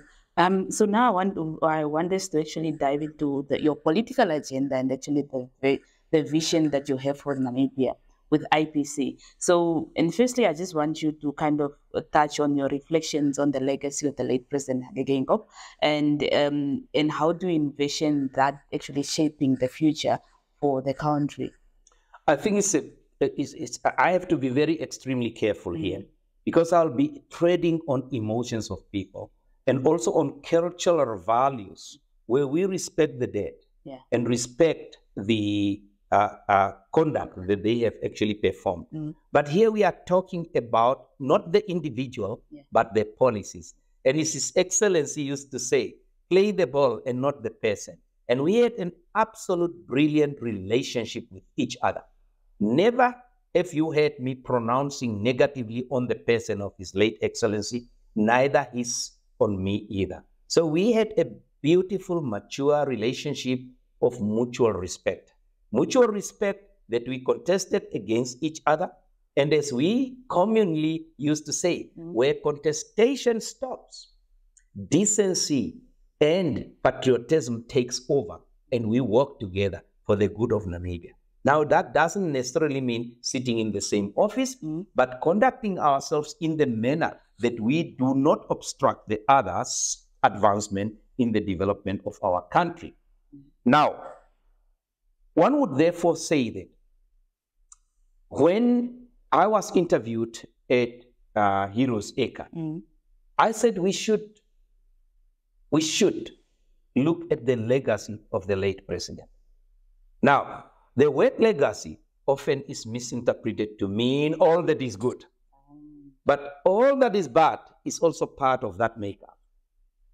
And we need to make sure that we take the best out of what he has given Namibia and build thereupon. And then the bad, the diet about Namibia, we push away. That's how we carve the future of Namibia. There has been a lot of pronouncements of, let's make sure that no one is left behind. But if I go around in the villages and I go in the informal settlements, I see a lot of people left behind.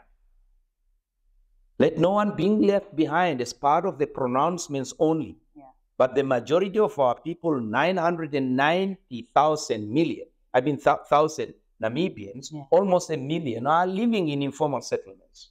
We have got a need for 228,000 housing units to accommodate these people.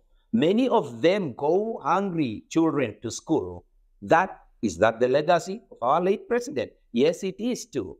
Many of them, young people, have got no jobs at all. Is that the legacy? Yes, after 10 years, 9 years of his presidency, many more young people came out of universities with degrees without an ability to find a job at all, notwithstanding the fact that they are overqualified.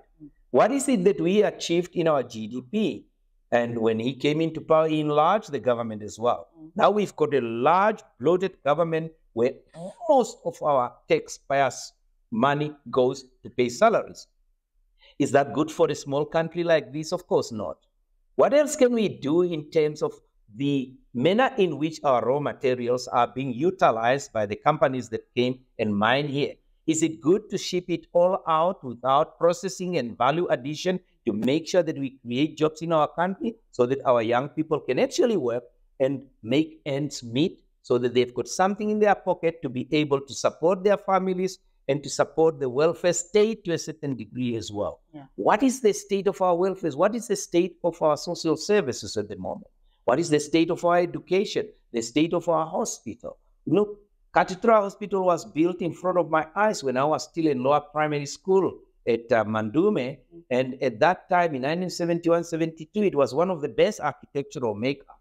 But at the moment, it's only a shadow of its former. Where we used to have nurses really caring for people, now we've got people sleeping on the floors, eating and chasing food with the mice and cockroaches. That is not the health system that a nation like ours, with all this enjoyment of wealth, should be experiencing.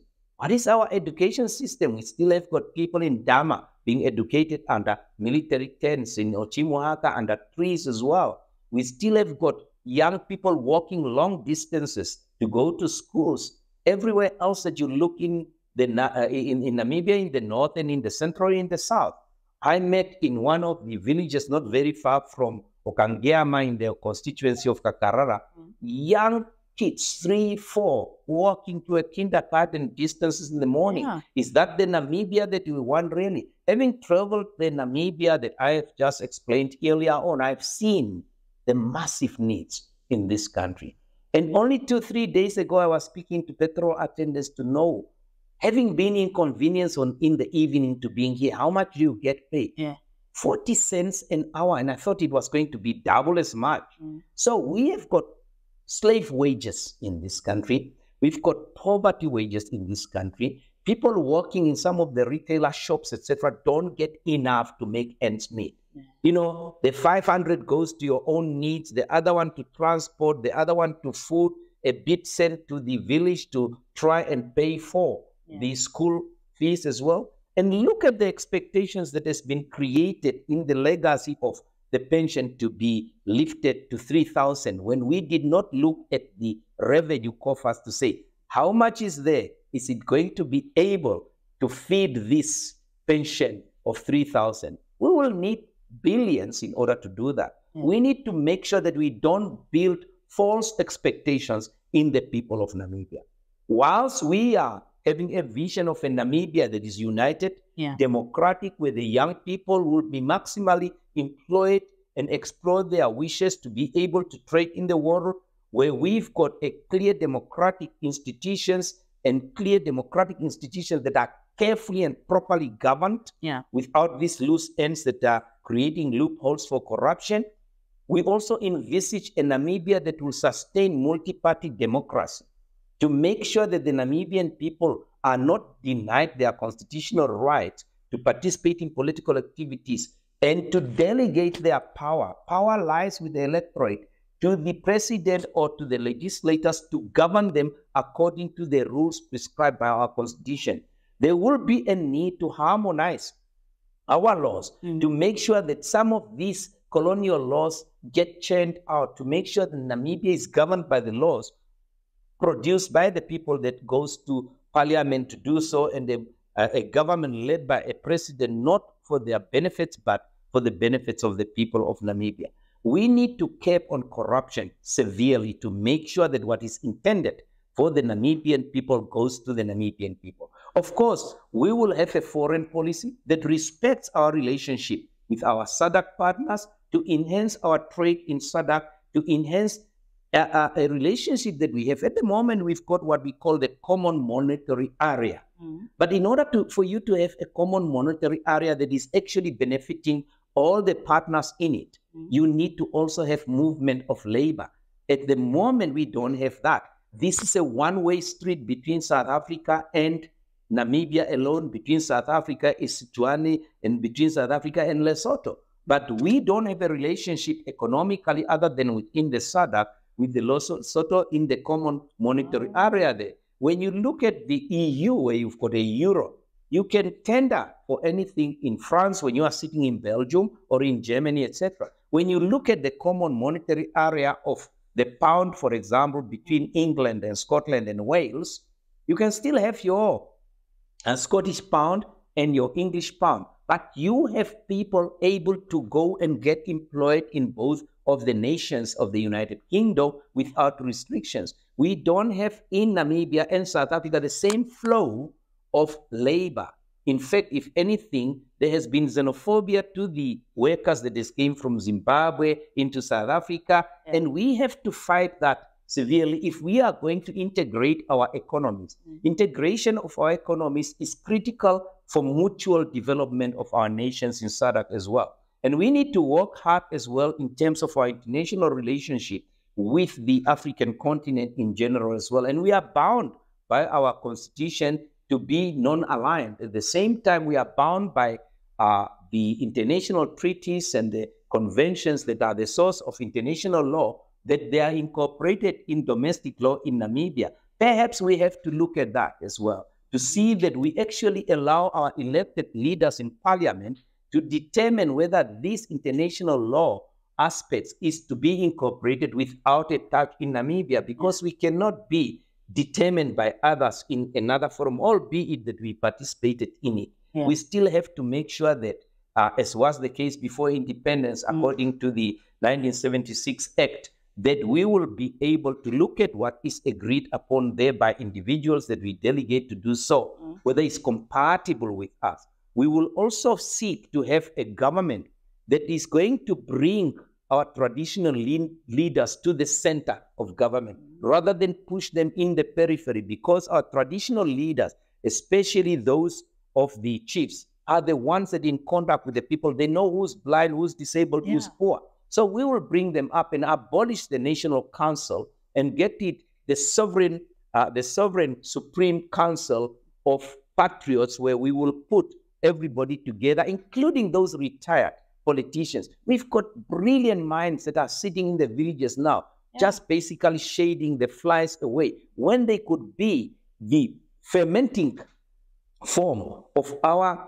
as they say, Shuambo, you see? So we need to get these ehetes, these experienced people and diplomats and politicians and clergy, doctors and business people, some of them in this pot of this Supreme Council, to be able to advise the president and to advise the legislature as well, to make sure that the laws that we pass do not conflict with our Article 19, a right to our cultures, to make sure that we are harmonizing our cultures in Africa with that concept of Western Europe's democratic governance of our people. We had institutions in Africa through which we governed our people as well.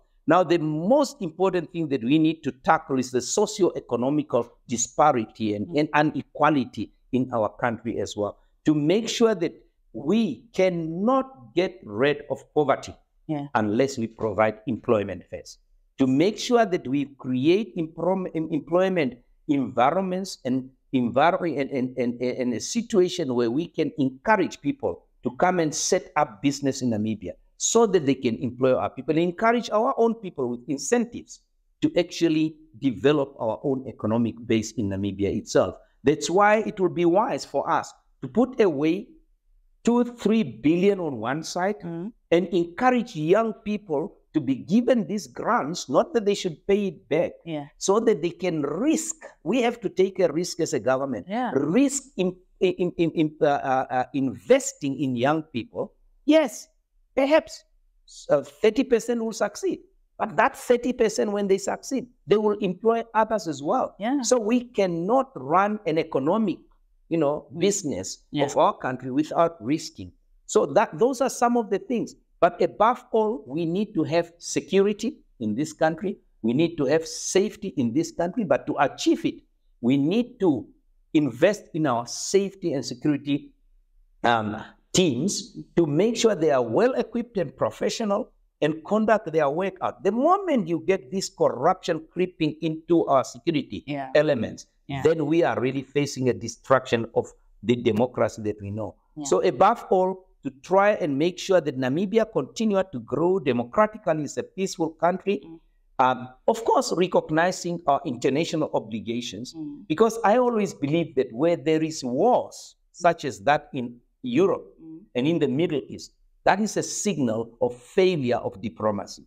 I think we should participate in the arena of global conflicts in a negotiating position where we will encourage parties to the conflict to come together on the table and achieve a sound mutual agreement that will see nations growing together. We are all together on this earth. It's a finite space. There isn't any way we can also go on destroying it. And it will be wrong for anybody to come from any Europe or Western Europe to say, don't use fossil fuels. But they've used it in the early 20s. Ever since the car was established in 1913 or something like that. Well, all this industrialization, it was hydrocarbons. It was the fossil fuel that was used. Africa will not develop without that. The alternative energy sources will increasingly become relevant. And it's important in Namibia that we encourage private-public relationships to ensure that our private sector invest heavily as well in alternative energy. So this has to be a two-way street. The private sector, the government, and then capital as well, institutions, investing institutions, and above all, our young people. All these components must work together to enhance economic development. And only when that is working together well with all the checks being incorporated, shall we see a development. And that vision alone, it's great to have it, but there must be collective leadership in its implementation. We cannot adopt a dictatorial approach to this vision. It must be there, but we need to make sure that the rule of law above all governs how we implement it. And if we were to continuously keep on checking how it's implemented, it will be great. It's not very strange sometimes to go to a school where somebody got a tender, and that school, after 3 years, it's still up here. It's not complete yet. Because we've got no probity officers, we've got no policemen in the government to see how the implementations of tenders are being carried out. So we need to have a probity officer going around to make sure that things are done properly and comply with certain standards. And on our markets as well. We need to make sure that we create economic corridors in our residential areas to make sure that the people selling at Havana are properly looked after, especially the young and the women in this country.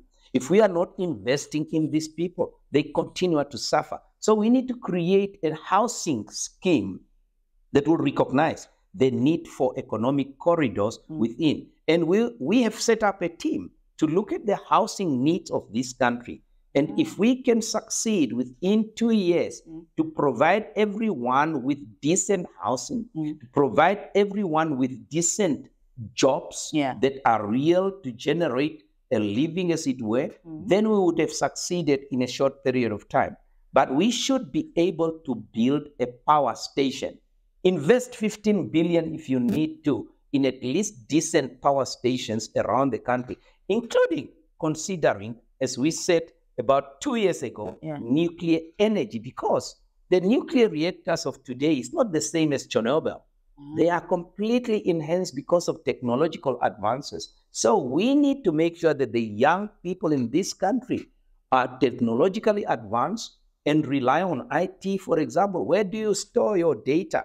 Somewhere on a cloud. Where is that? Somewhere in America. Somebody's getting money and utilizing your hard-earned data to actually make money. Let's store it in Namibia. You young people have got access to internet. You are doing a lot. You are IT educated. So enhance all of that and put it to work. But you can't do that unless we provide you with energy. So power station is important, and provide you with finances and a stable political environment in which you can flourish with your business and to make sure there is no corruption.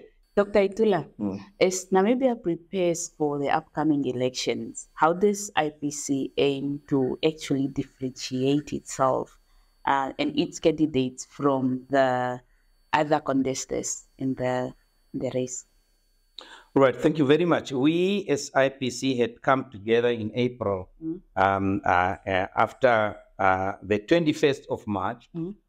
We believe that in order for us to conduct a sensible electoral process, we cannot rely on 2-3 months of informing the electorate exactly what we are going to be doing. And for anyone to stand up 2 months or 3 months before elections to speak to the electorate and tell them who you are and what you're going to be doing, it will be a betrayal of the electoral process.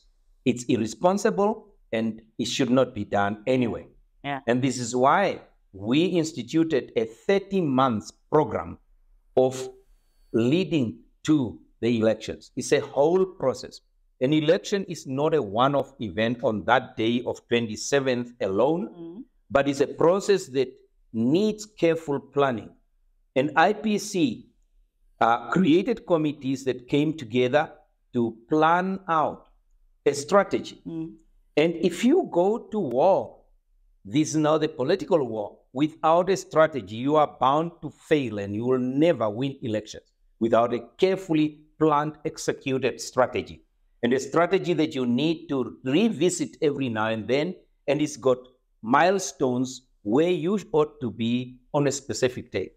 And since then, our strategies, some of them being copied by other political parties, without actually knowing the ingredients of the strategy. That is the danger. Now, for those that are following the IPC strategies, such as the strategy of issuing membership cards free, such as the strategies of going door to door and village to village, such as the strategy of having a membership that we now pride ourselves to be the largest political party in the country with over 300,000 members on our database. All these strategies needed a careful planning. It needed a collective leadership to come together and agree on a strategy and a goal and an implementation, because we've got a vision on the other side. So we prepared ourselves rather well in order to make sure that we actually reach the goal. And in that preparation also, we instituted visits to all the government institutions. Our leadership last week were in Oshana, visited the Onipa local authority, and Ondangwa, Ongwediba, Oshakati, I believe, and Otsandi, where they interacted with the CEOs and some of the councillors and the executive management of these councils. You know that politicians in those councils make the decisions, and then the management execute them. And if things are not working, it's not the politicians that are not doing their job. It's the executive on this side. When you see potholes on the streets of Windhoek, it's nothing to do with the local councillors. It's something to do with the executive that are on those councils to execute the decisions of council. And that is well explained in Article 103 of the Namibian Constitution. Now, participation in political activities as stated in Article 17 is a fundamental right of every single Namibian, and says that all citizens shall have the right. A right is one that you can exercise, it's a discretionary one, to participate in political activities in order to influence the composition of government and the policies of government. Yeah. Now, we need to be very careful when it comes to preparing for policies of government. The policies must be responsive to the needs of the population. And that's why, in a broad sense, we decided that we will need to establish an international, a national interest of our people that will inform the policies that we are going to be putting into place, and that will determine our international relationship with whom, whether it's multilateral or bilateral, that we want to go and do business with. Yeah. And at the same time, we will have to make sure that we understand this environment here in terms of policy developments. Namibia has got a lot of policies. We are good at inventing and copy-pasting policies from all over the place. We've got national development 1, 2, 3, 4, 5, 6. At no point did I see an evaluation of the efficacy and the efficiency in which this has been developed. Then we had Vision 2030. Yeah. Now, that vision relied on us being a manufacturing country with industries all over the place. Yes. We've got 5 years roughly left for that to be to materialize. It's more likely than not, it will not. You'll not have it in Namibia, because we did not incorporate the issues that I was talking about of energy, finances, stable politics, and corruption. These things hasn't been looked after to ensure that these policies went in. And then we've got Vision 2063 within the African continent as well. Yeah. We are good at adopting all these visions and all these sort of treaties and conventions in our domestic running of how we want to do that. Yeah. And then I recall as well, political parties have got their manifesto of what they want to be placed in. And when you see some of the political party manifestos, it's not something designed for you, for somebody on the grassroots to read and understand, but this is designed for academics, and the language is remote from the people as well. And it's unrealistic. And when you look at thick manifesto like that, you know, it's brilliant. Good luck to those ones. Yeah. But we also incorporated, as we go along, a manifesto that is cooked in the grassroots here. And that's why you see us visiting villages, so that we got a broad picture of what the needs and demands of the people are, in order for us to do away with poverty, to do away with hunger, to do away with thirst, inability to access drinkable, clean water, to do away with defecations in the public, etc., to make sure that our people have got a decent way of doing it, to do away with unemployment that is devastating the energies of the young people in this country, and to do away with a pension system that doesn't look at the needs of people equitably, but gives them equally, but not saving all their needs, to make sure that we will be able to have an equal distribution of pension, but an equitable component to that that looks into the needs of each individual. Especially, some people are bringing up orphans, 5 of them, the other person is not, and they are relying on the 1.6. All of them, a 1.6 to someone who's looking after 3 orphans or 4 orphans and buying their school books, etc., it's going to be devastating. To make sure that our social services are catered for. In the good old days, we used to have free education. Even under colonial, we used to have, my mom never used to buy books to the school. We used to get them free. You know, when you go into our military bases, our soldiers are eating peanuts when people in prison are eating better food. We need to be able to get a system whereby our schools are looked after. We used to have blankets in hospitals, looked after by the nurses, cared for, but now you have to take your own blankets and cushions. That doesn't make sense at all. That doesn't seem to indicate a country that achieved anything, or a leadership that has achieved anything. We haven't got any kindergartens supported by government at all. I've visited a lot of kindergartens near Corridor 13, near Onderombapa, and also in Okangiama, and then up in poor areas as well. These young people here needs the support of the government, as they say in Afrikaans. Beeg die boompie terwyl hy jong is. You know, shape that tree while it's still young, when the brain is young. From 1 to 5 years, that's a critical area where there must be proper nutrition and proper education. Many of these kids can excel well. Go to other countries, you find 13-year-olds doing all sorts of things and computer literate, etc. We are talking about the fourth industrial revolution. We are talking about artificial intelligence. And yet you go to Olupale in a school in the Congo constituency, there isn't a single computer in the school. How do you expect those kids to compete with kids that are exposed to computer and artificial intelligence on a daily basis? I saw the other day Trump sending a birthday wish to somebody and pronouncing the language completely. You know, we are moving in an age that we will be facing a lot of things. But we also need to create an environment in which, in this electoral process, fairness and justice triumph, to make sure that those who are the custodian of our electoral process have got no bias at all, and that they are impartial in the application of the regulatory framework to ensure that we both educate our people of their obligations to voting and participating, and especially when there is now in this process no longer anyone at this stage on the 14th, is it today, of April, everyone is not a registered voter. So we shall be assisting the ECN to enhance the people to register and to make sure that everyone goes and register and understands the reason why you need to register from the 3rd of June up to the 1st of August, so that you become a voter, to be a decision maker into how you will be governed and by whom you will be governed in the future, how you will be governed in terms of what manifesto, what plan the people have in order to change. And whoever is going to be the winner of these elections and president of this country, it's going to be a daunting task to turn this mess around into a prosperous nation. Our country is going down the drain, and people shouldn't be looking at, I have always voted this party or voted this party. The people should be able to give the mandate to those that are more likely than not, to change the predicament of our nation. The woes of our nation are such that the country is in despair, not only from the business communities, not only from the youth, from the workers as well. We need to make sure that as we encourage our people to go and register, they will also be encouraged, especially the young people, to go and vote.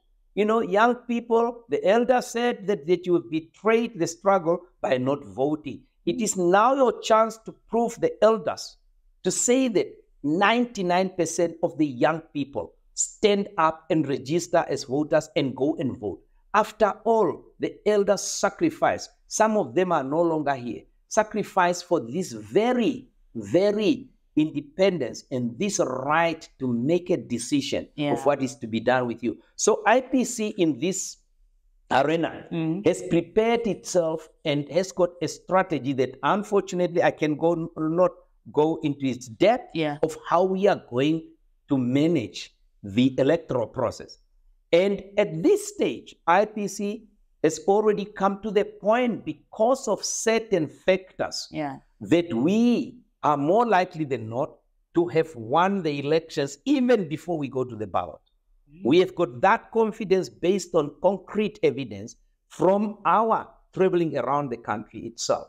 And we are not talking about viva. We are talking about concrete concerns expressed by the people of this nation, irrespective of political parties, as to what they will be doing.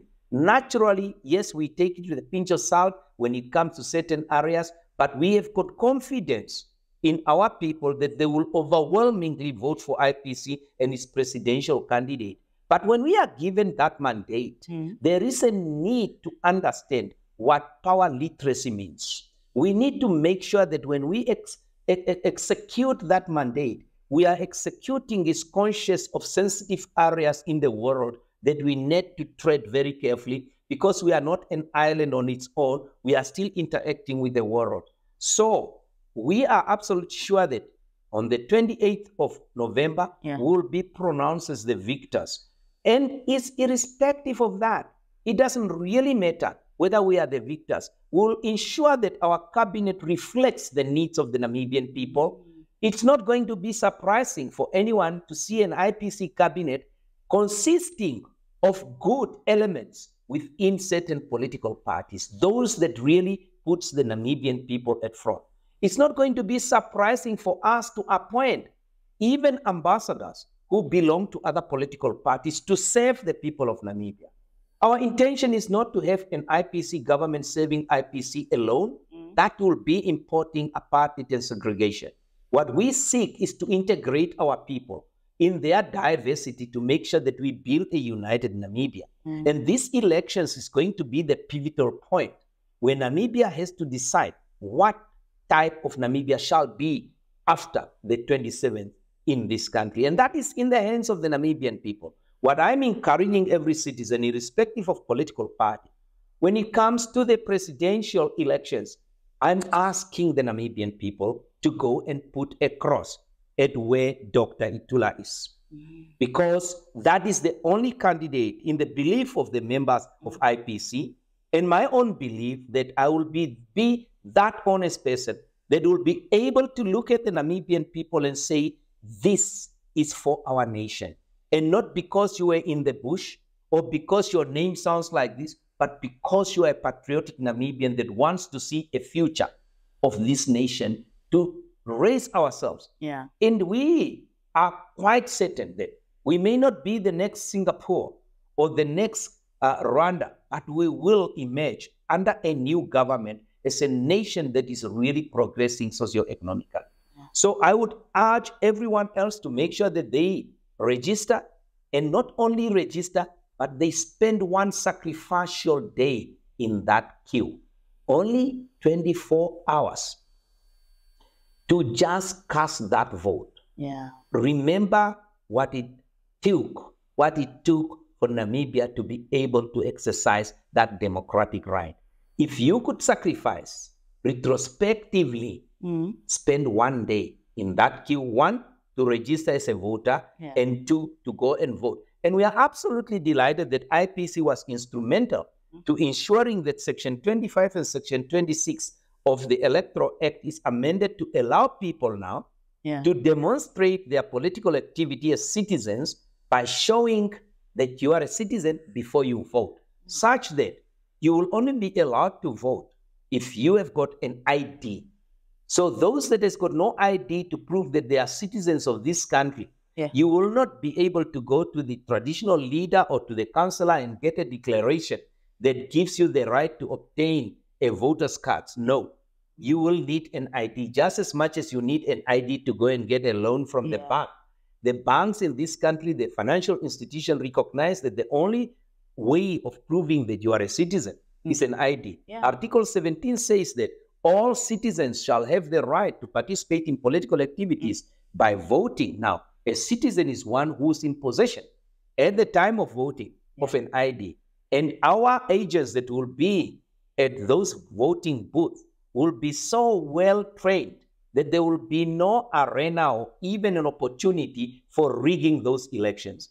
I know that, in the past, they used to rig with the EVM. Those are gone. It's history now. And it's going to be the ballot paper. But the ballot paper is up to the young people and the Namibian people to be the eyes and ears of our own democracy, to make sure that we protect it, to make sure that when the vote is casted there, it's counted in your eyes, the result is pronounced in your eyes, and that result comes to the collation and collated accordingly without interference from any other source, political party or any.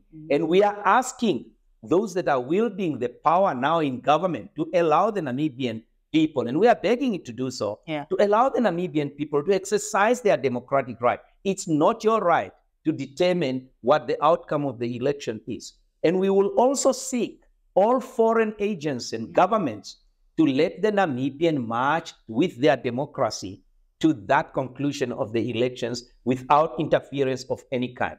I should also at this point perhaps point out that democracy and the exercise of democracy is an expensive business. And as a consequence of that, political funding has been instituted not only in our democracy, but all over the world. Namibia is not the inventors of political funding. Yeah. But we are trying to seek political capital about political funding.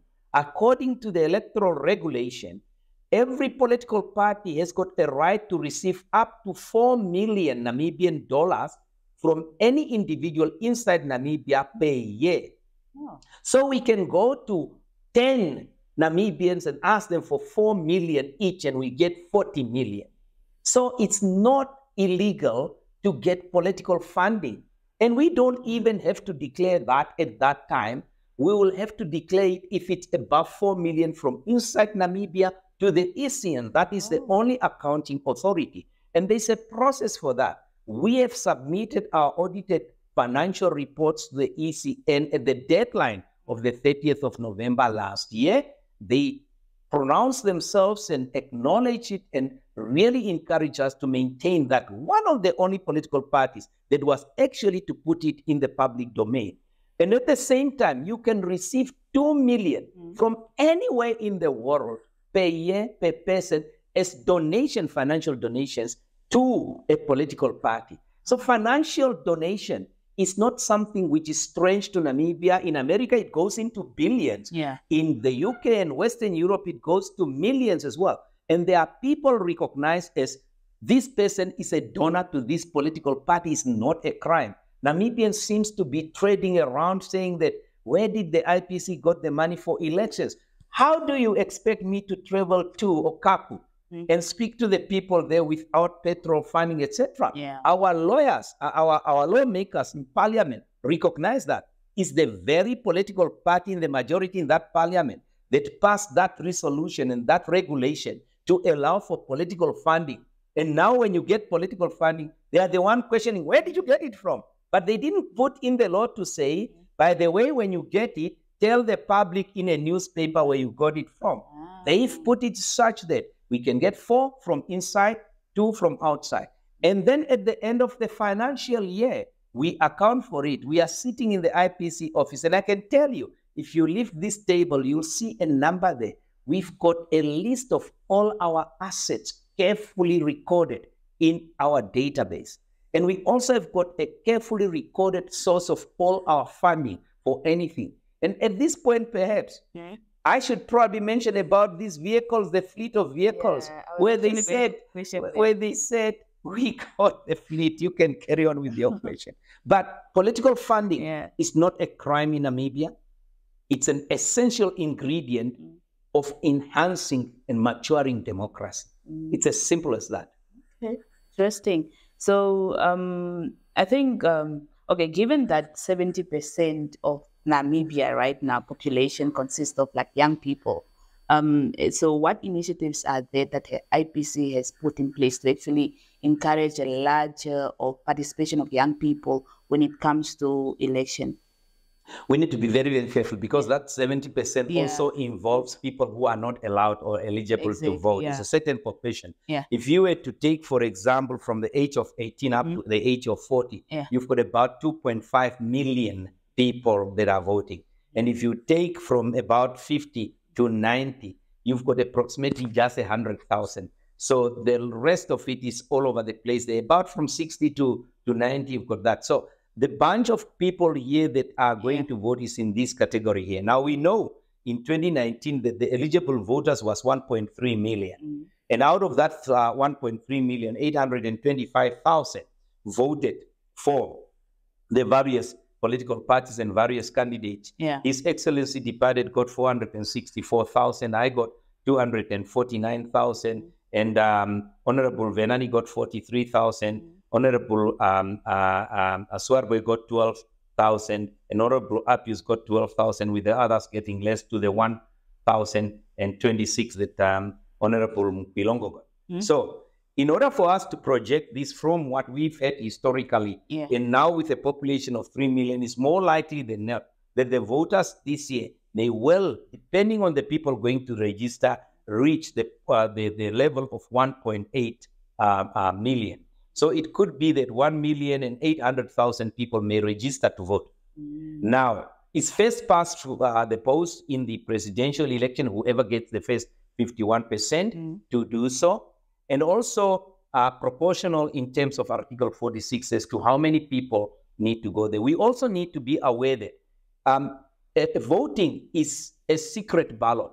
And that secret ballot means simply that no one should see what you are voting. No one should tell you what you are voting. And this goes for, unfortunately, that if somebody has got visual impairment, they will not, under the circumstances of these laws of Namibia, be able to vote. And that is a sad situation, that we did not make provision for people who are not able to see what they are doing, to be able to participate in the determination of who their leaders shall be, and also in the determination what policies they should be supporting. But what we are conscious of is this, that it will be a secret ballot. So the elderly will be educated, hopefully, by the ECN and also by the political parties as to how to recognize the candidacies and what candidates will be representing in order for them to go and vote. In that booth, there will be only one person allowed to go in once. You will not be able to go in assisting anyone at all. Everyone should be going in there. You may physically assist them to go and sit and make a decision, but in the process of making the decision, only when that individual is alone in making that cross of their preferred candidate and preferred political party would and put it in the receptacle in the box itself, will that be considered in all legitimacy as a secret ballot.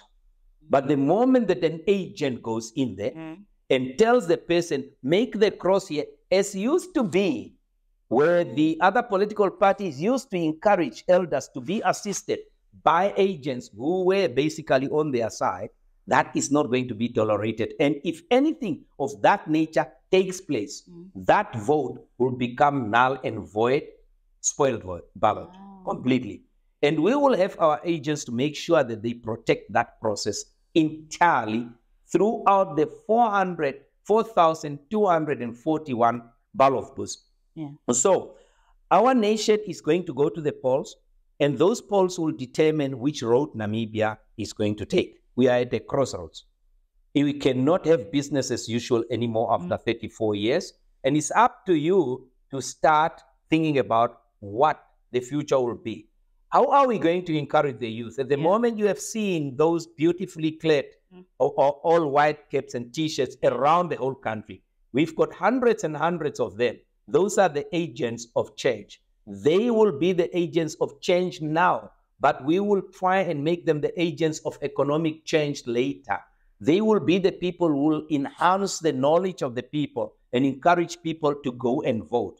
And we are the only political party all over the entire country that actually put together a group of people that are completely volunteering. Yesterday in Comas, they recruited 1,360 people onto the fold of the IPC. That's why we are the fastest growing one. And these are young people who've got their responsibilities, of course, and they put their money together, and after the campaign of recruitment, they go and have something to eat. So we are well prepared and educating the young people to say, do not listen to the history of we fought for this country. It's your future.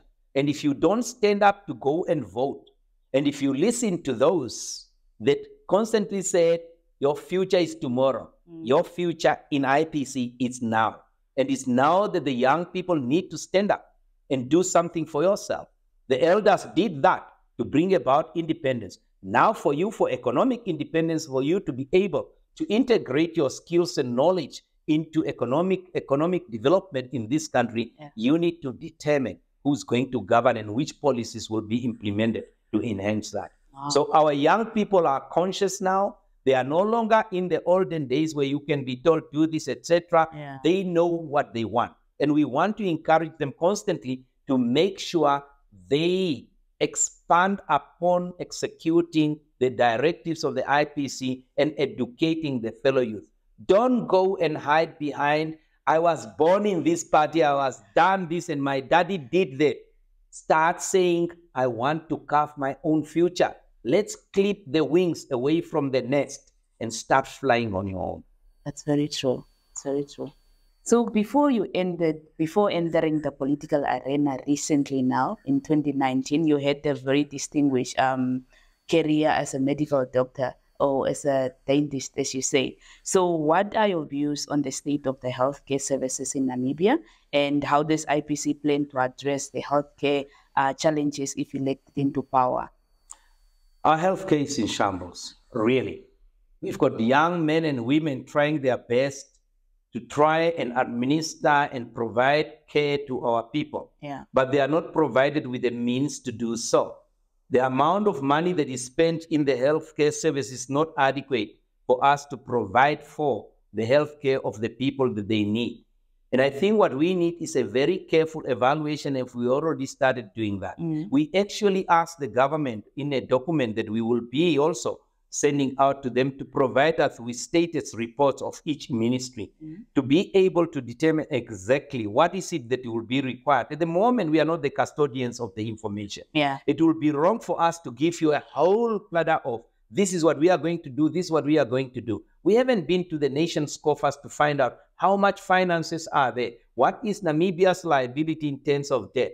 How are we going to manage that debt in order for us to actually get some money so that we can actually renew our social services in such a manner that will provide health to our people.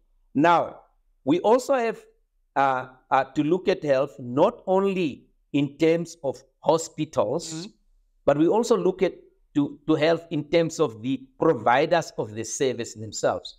What kind of salaries are they working on?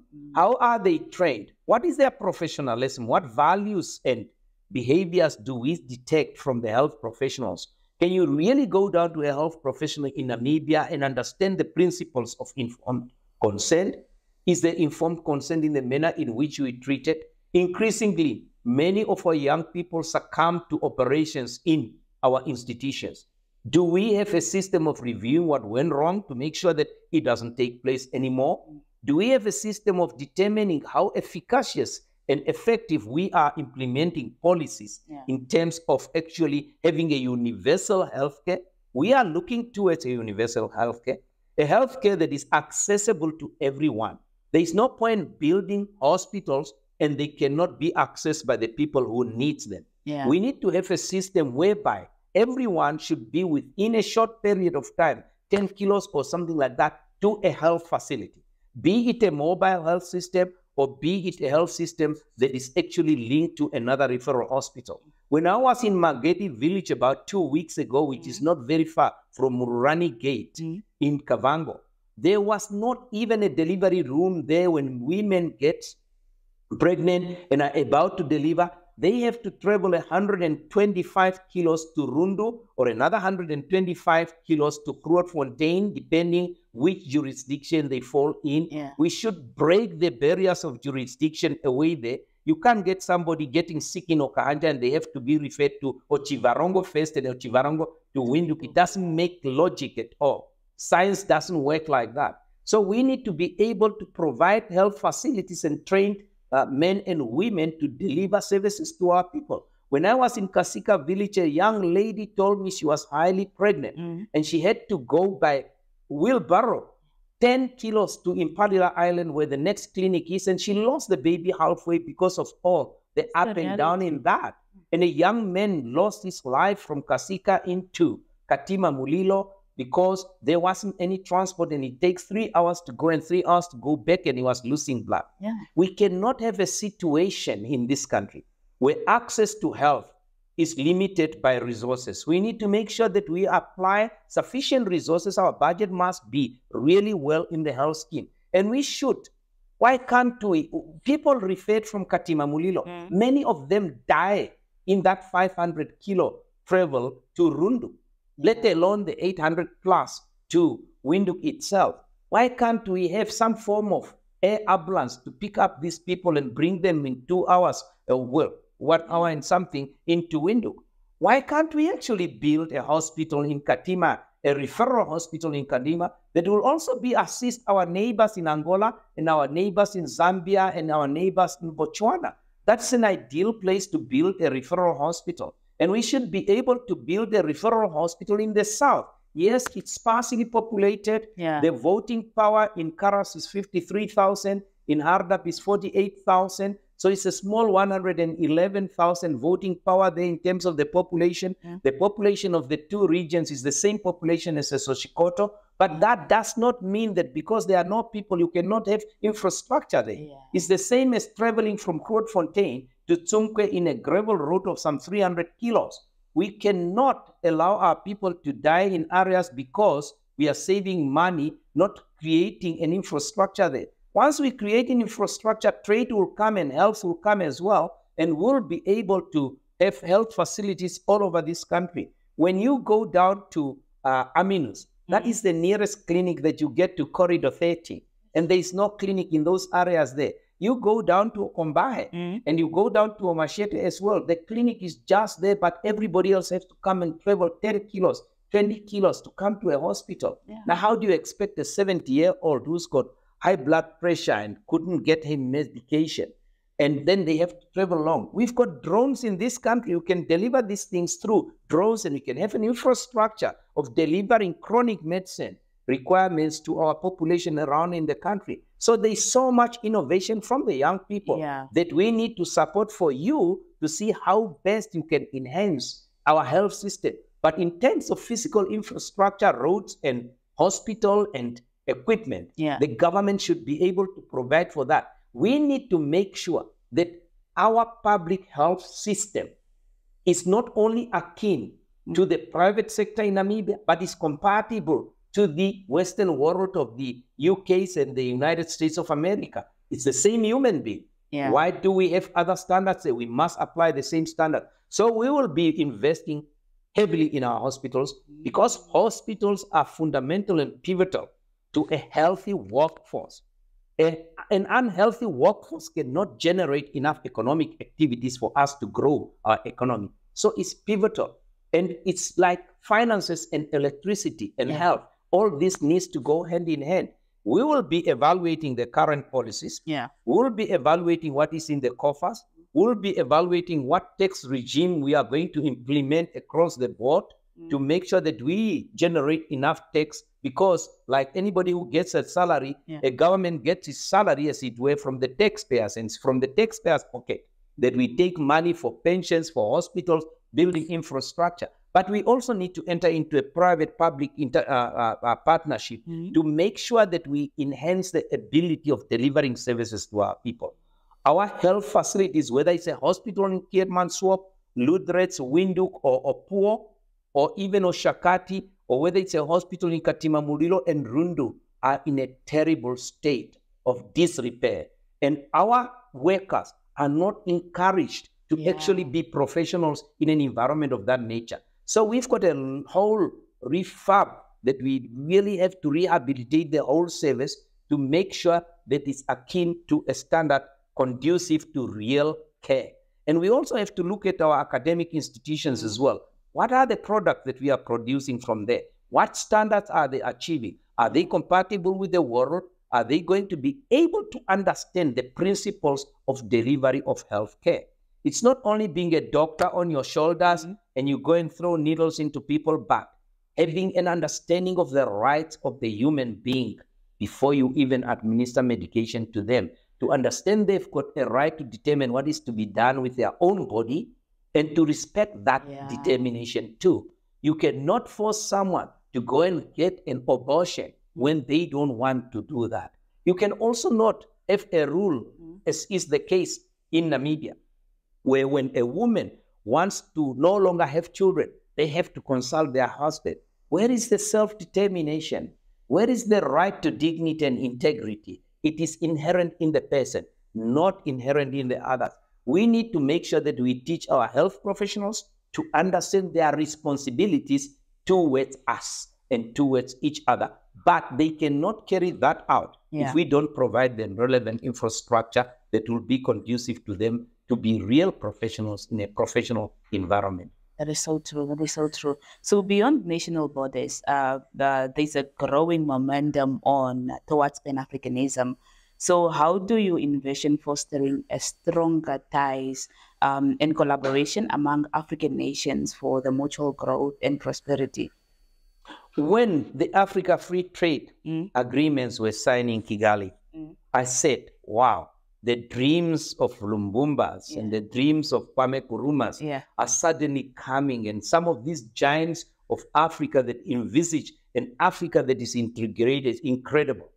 Now, Africa's trade with the world is very small, but Africa's trade with each other is even smaller.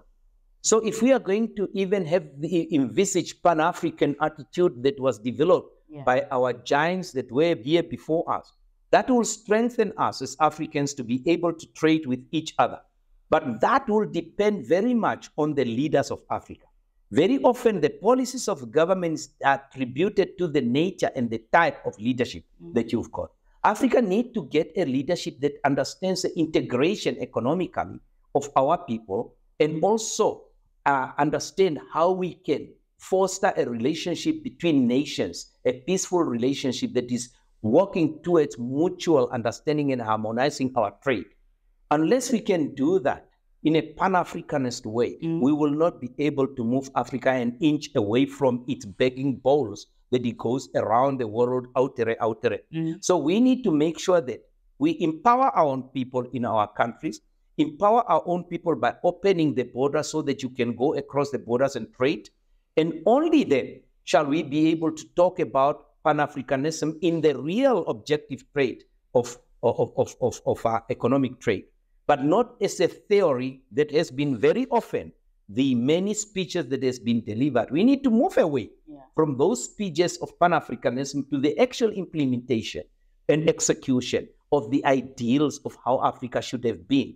It's a long time ago, from the 60s and 1957, when the first African countries, Ghana, got independence, up to now. We as Namibia being the last born, as it were, of decolonialization. We are 30 years into independence.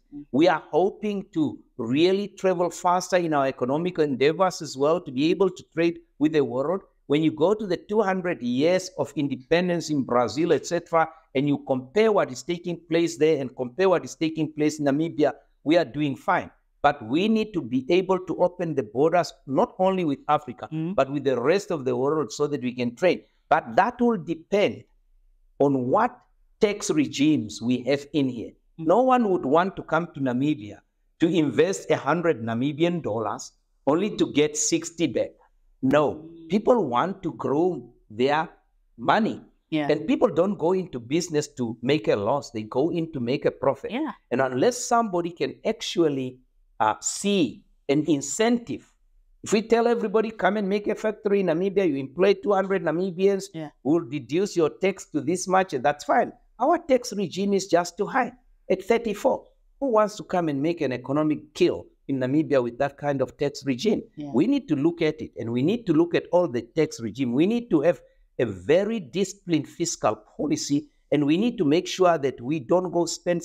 They are turning the tap on now to spend because it's election year. You know, and before you know it, will get, you know, boreholes all over Namibia. People shouldn't be fooled in that little sort of knee-jerk, you know, irresponsible sort of fiscal policy that they're implementing to try and show that they are doing something. We need to make sure that we can do something. We've got a problem with our repo rate as well, somehow influenced and determined in South Africa. We are dealing with a stronger economy of a higher GDP there compared to our own GDP. We need to create a situation where we harmonize our monetary policy and our fiscal policy as well to make sure they are talking to each other. When your mortgage goes up, the government should be able to do something about the taxes on this side so that we leave a little bit more in your pocket for you to pay the mortgage, because we can't control that. The bank interest rate is determined by the Bank of Namibia, which is determined by the repo rate that may be influenced by the repo rate in South Africa. So we got to be very careful. And we need to create an environment where we will think under what circumstances in the future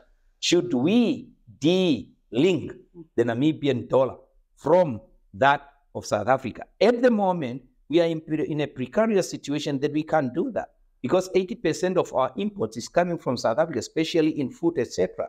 We are paying on a dollar to rand sort of relationship.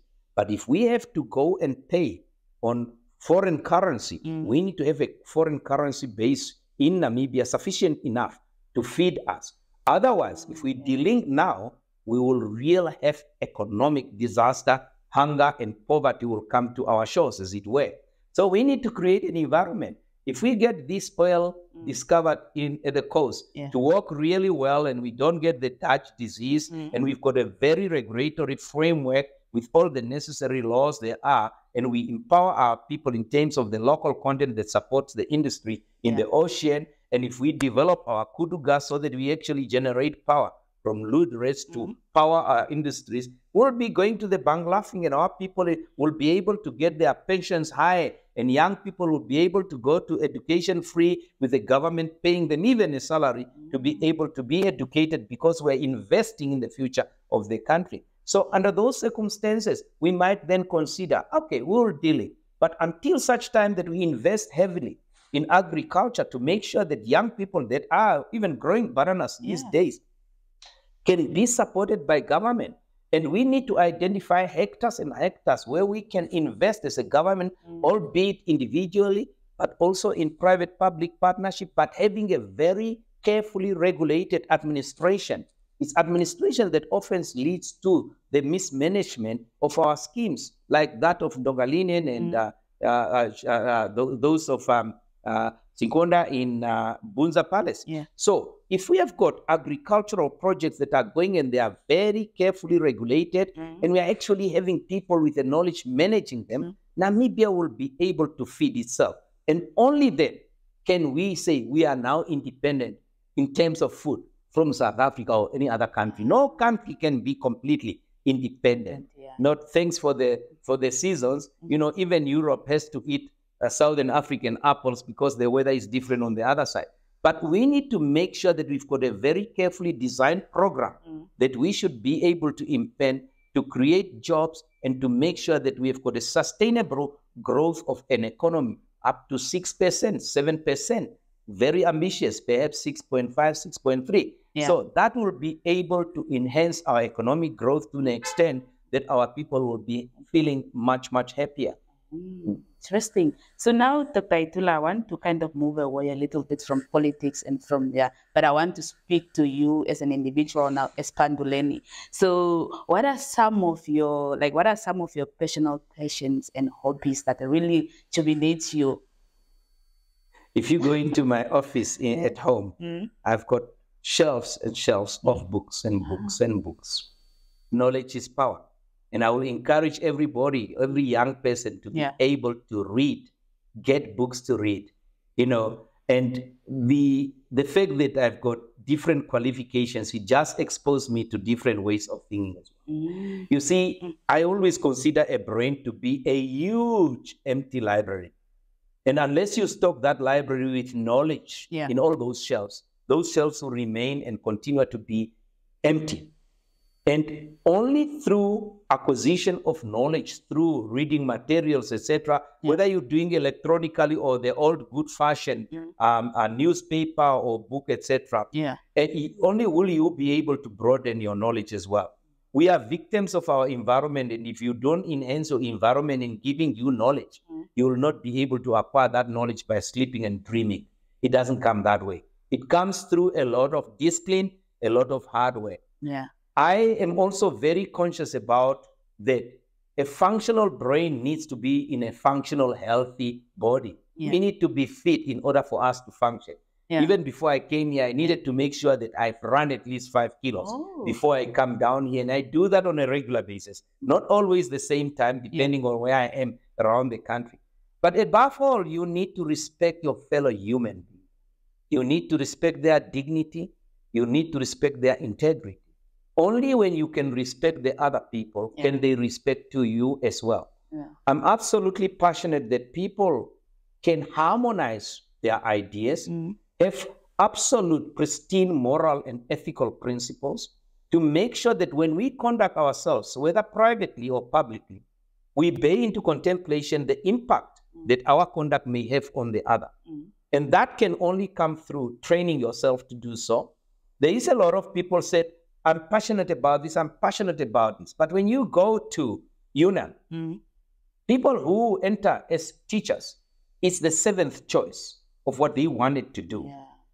It doesn't matter what you are passionate about and what you want to become. But we need to create, unfortunately, we can run away from politics, an environment in which our young people can actually carry out their passion. So I was fortunate that I was brought up in an environment which had political activities. And if I had not gone to prison and tortured, etc., I don't know whether I would have actually been allowed to leave this country and go and have scholarships, etc. I was fortunate. And I was fortunate because people out there believed that Namibians need to be supported. We need to support ourselves as well. At the moment, there are a number of young people that are at schools that I'm supporting. I don't mention it publicly. I don't even go to their graduation. Some of them I've never seen them. Some of them I've never met their parents, and I refuse to do so. You should be able to do something out of the goodness of your heart, not to do something in order to be seen to do something. If you want to do something to be seen to do something to another human, then you are no longer doing it for that human being. You are doing it for your own benefit. That sort of selfish attitude towards supporting and helping each other should die out in the moral values of Namibians. We should develop a community, a society where moral values are extremely important, that ethical principles guide our everyday conduct. It doesn't matter what my passion is.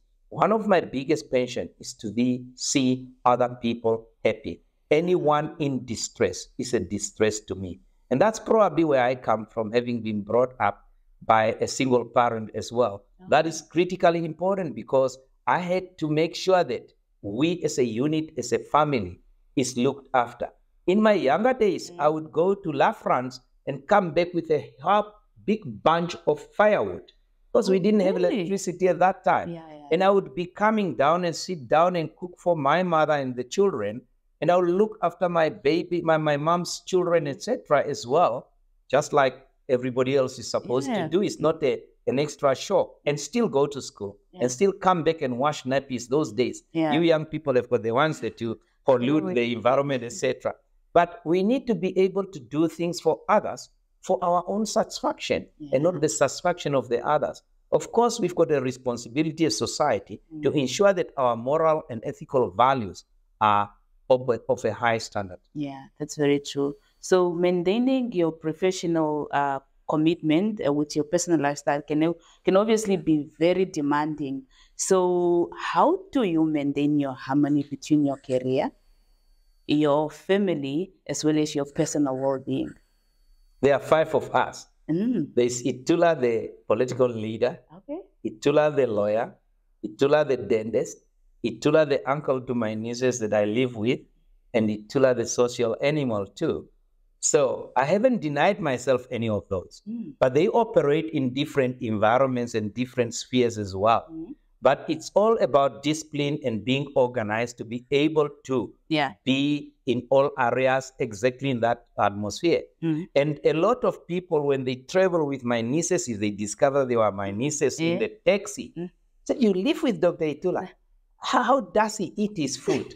Does he talk to you like this? Or what is he like?" And then people will ask, "Oh, he's the dentist. Oh, I want to go to him, but is he going to talk politics?" No, you come to me. I've got a patient-doctor relationship.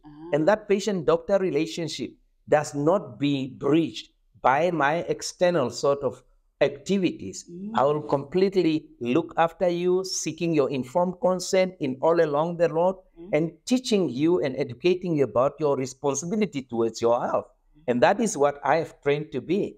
And if I am to give someone a legal opinion, being a lawyer but not a legal practitioner, then I'll be able to do so based on facts and the provisions of the relevant laws as well. But advising them, of course, if they so wish to go and do whatever, they do that with a legal practitioner rather than relying entirely on that. But you should always leave the final decision in the person. It's the person that determines whether it's health or law or anything like that.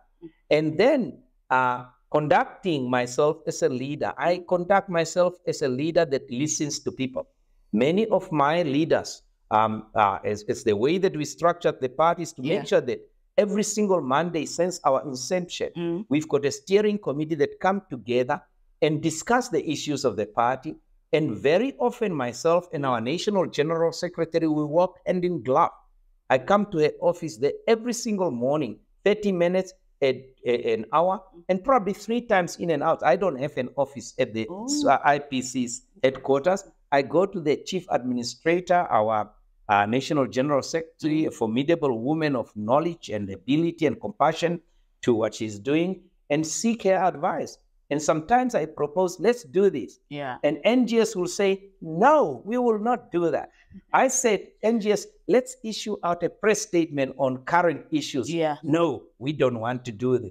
Let them deal with it. So I've got a very sort of relaxed relationship as leader of the party, and all the other leaders have got access to me and to ask me anything, whether it's ugly or not ugly. Yeah. And we have got a system where I would be able to say, I'm sorry. You know, I was in Rundu 2 weeks ago, and my deputy national general secretary was going to introduce me, and then somehow something didn't work out, and he could not introduce me. We were on a wrong impression. And when I realized what was right, I went like, I'm really so sorry, you know, and he accepted it. And that's why he went to introduce me in Okanjegedi again. So we've got that one-to-one relationship and flexibility as well. There is a tendency of people to see Itula as a dictator. That one, it's only in the eyes and in the words of people that never sat with me. Yeah. The people that say Itula is a dictator is people that have never met me before, and they've never seen me before. And there are a lot of attributes to me from people that has never interacted with me, which I respect their freedom of speech. But irresponsible freedom of speech is not conducive to a constitutional right. It's rather vulgar. So in the various forms of Itula, my nieces, when they are a little bit tricky, they go, Dr. Itula. But when they want something, they will say, Uncle. So, and then the other one, they will call my nickname as well when they want to be very naughty. But I'm able to harmonize with the young and the old, respect the cultures and respect the boundaries too. We had a meeting with young people in Shandubala. We have our center, the Young Achievers, where we meet up every Saturday with young people from the area of Katutura. So, and yesterday I actually informed them that I would be sitting with you today to have an interview, and they gave me a series of questions that I can actually ask you. So the first question that I would love to ask is, he said, Namibians are known to be very loyal to their political parties, and one can say that most of the votes that most of them voted for you because that time you had a SWAPO membership card and publicly say that you are a SWAPO member. There's one can deduce that it played in your favor in 2019 elections. So how confident are you that this time around you will convince the majority of the people to vote for you, especially now that you're on the IPC card, voting card? Right. We need to be very careful in making assumptions that has got no grounding in any scientific principles of research. And it is perfectly fine for the young person to consider that to be the reality. But we need to understand at the time of 2019, Namibia itself had about enough of the current administration. And there was a need for change as well. It is quite unique that I stood as an independent presidential candidate within the same party that I've been a member of. Naturally, you will also notice that when I stood as an independent presidential candidate, unlike previous political parties that has been formed, Honorable Ben Ulenga, late Hidipo Hamtenya, they all resigned from SWAPO party and formed their political parties before they could actually participate in the political elections. And I recall that Honorable Hidipo Hamtenya received approximately 80,000 of the votes, which was about 10%. And only in 2019 has an independent presidential candidate received actually 30% of the votes rather than the reported ECN error of 29%.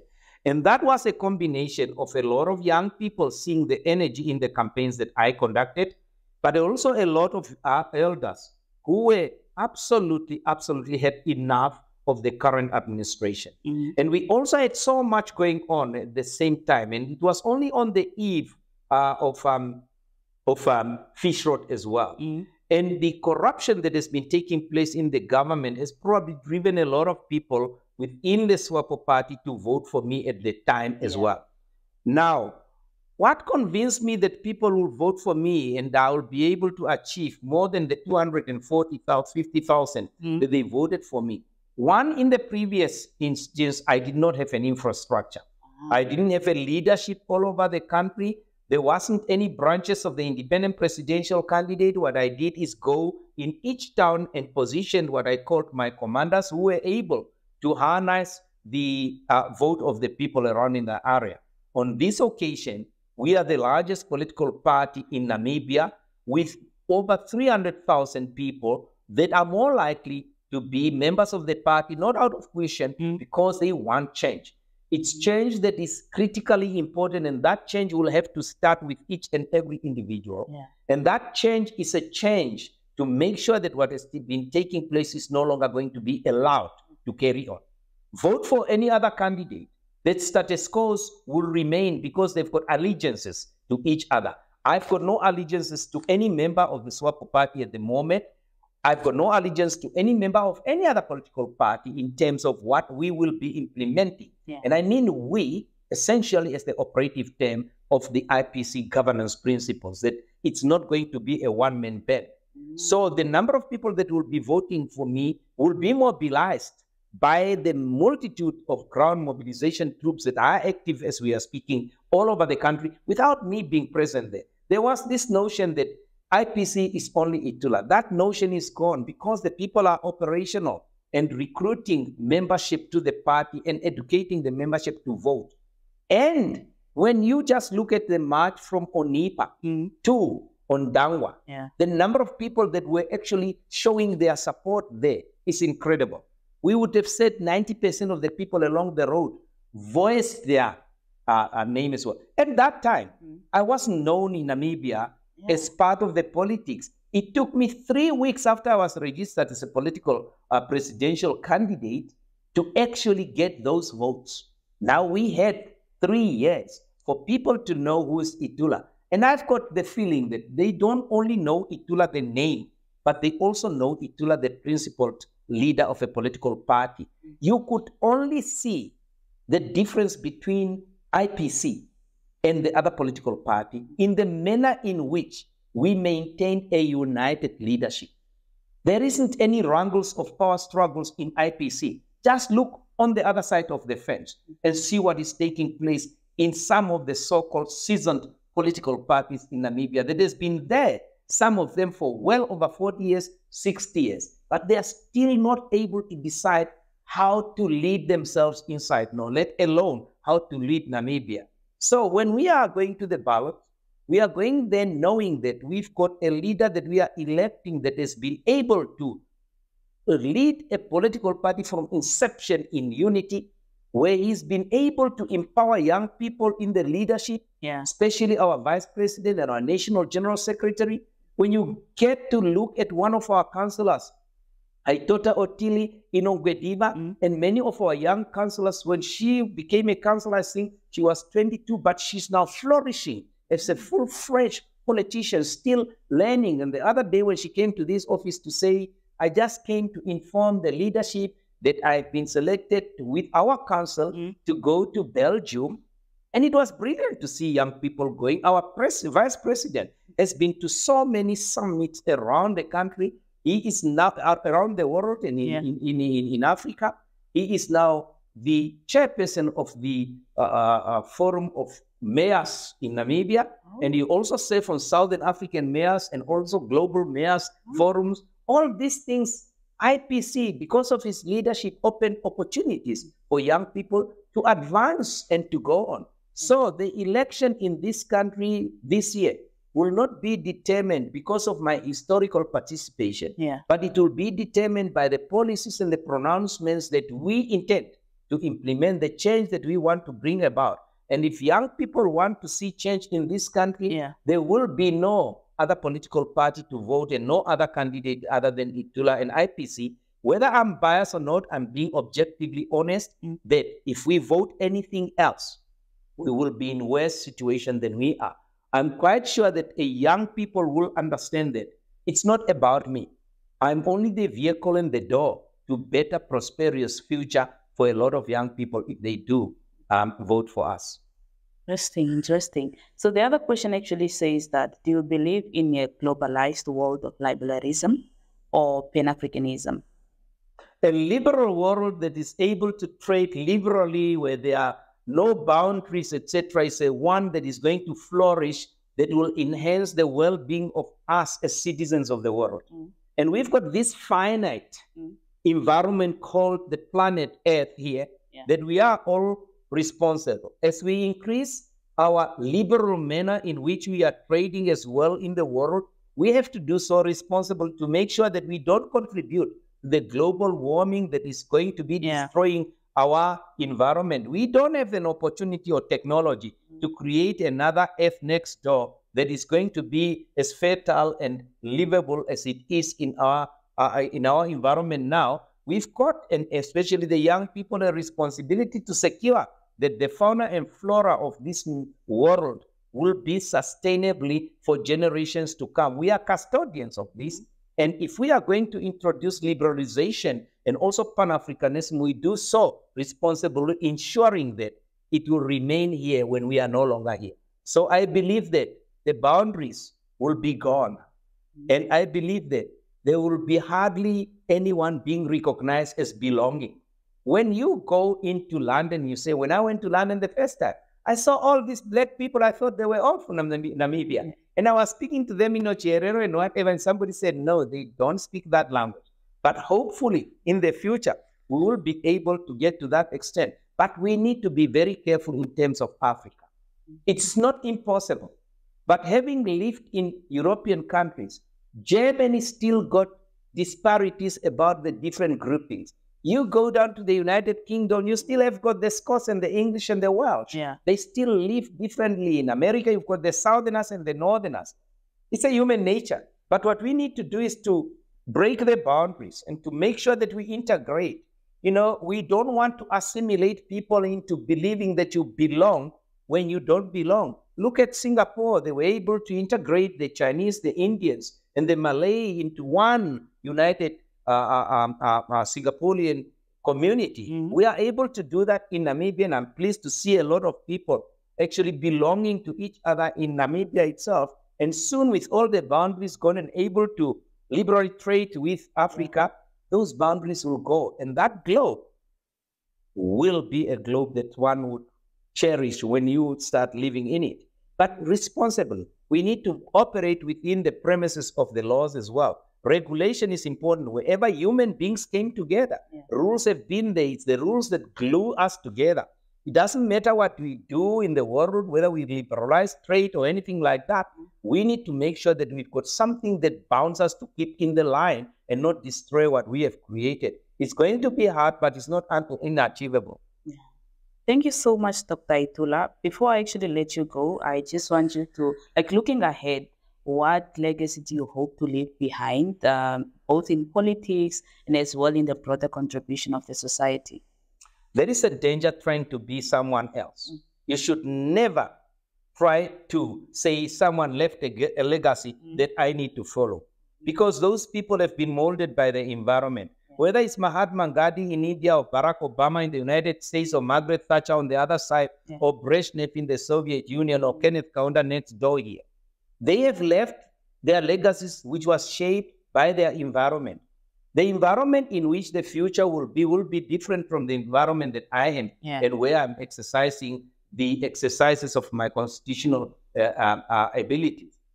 There will be, however, something that people will probably cling on to say, he always believed in this, this was possible, but not exactly executed the way that I was executing it. I cannot expect people to become Johnny Walkers and Kanjafas in the future and walk on the streets of Windhoek, Okahandja, and Mafo, just like Johnny Walker used to do it.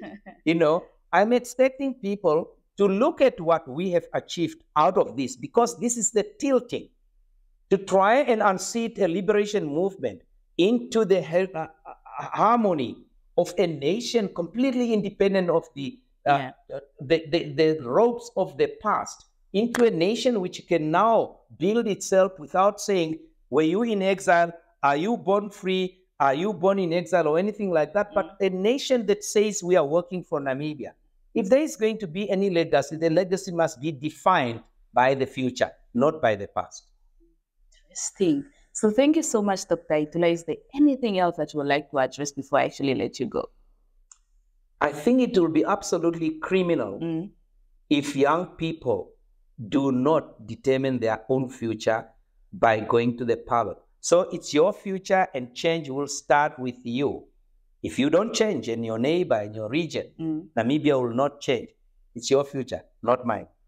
That's very true. Thank you so much, Dr. Thank Itula. you.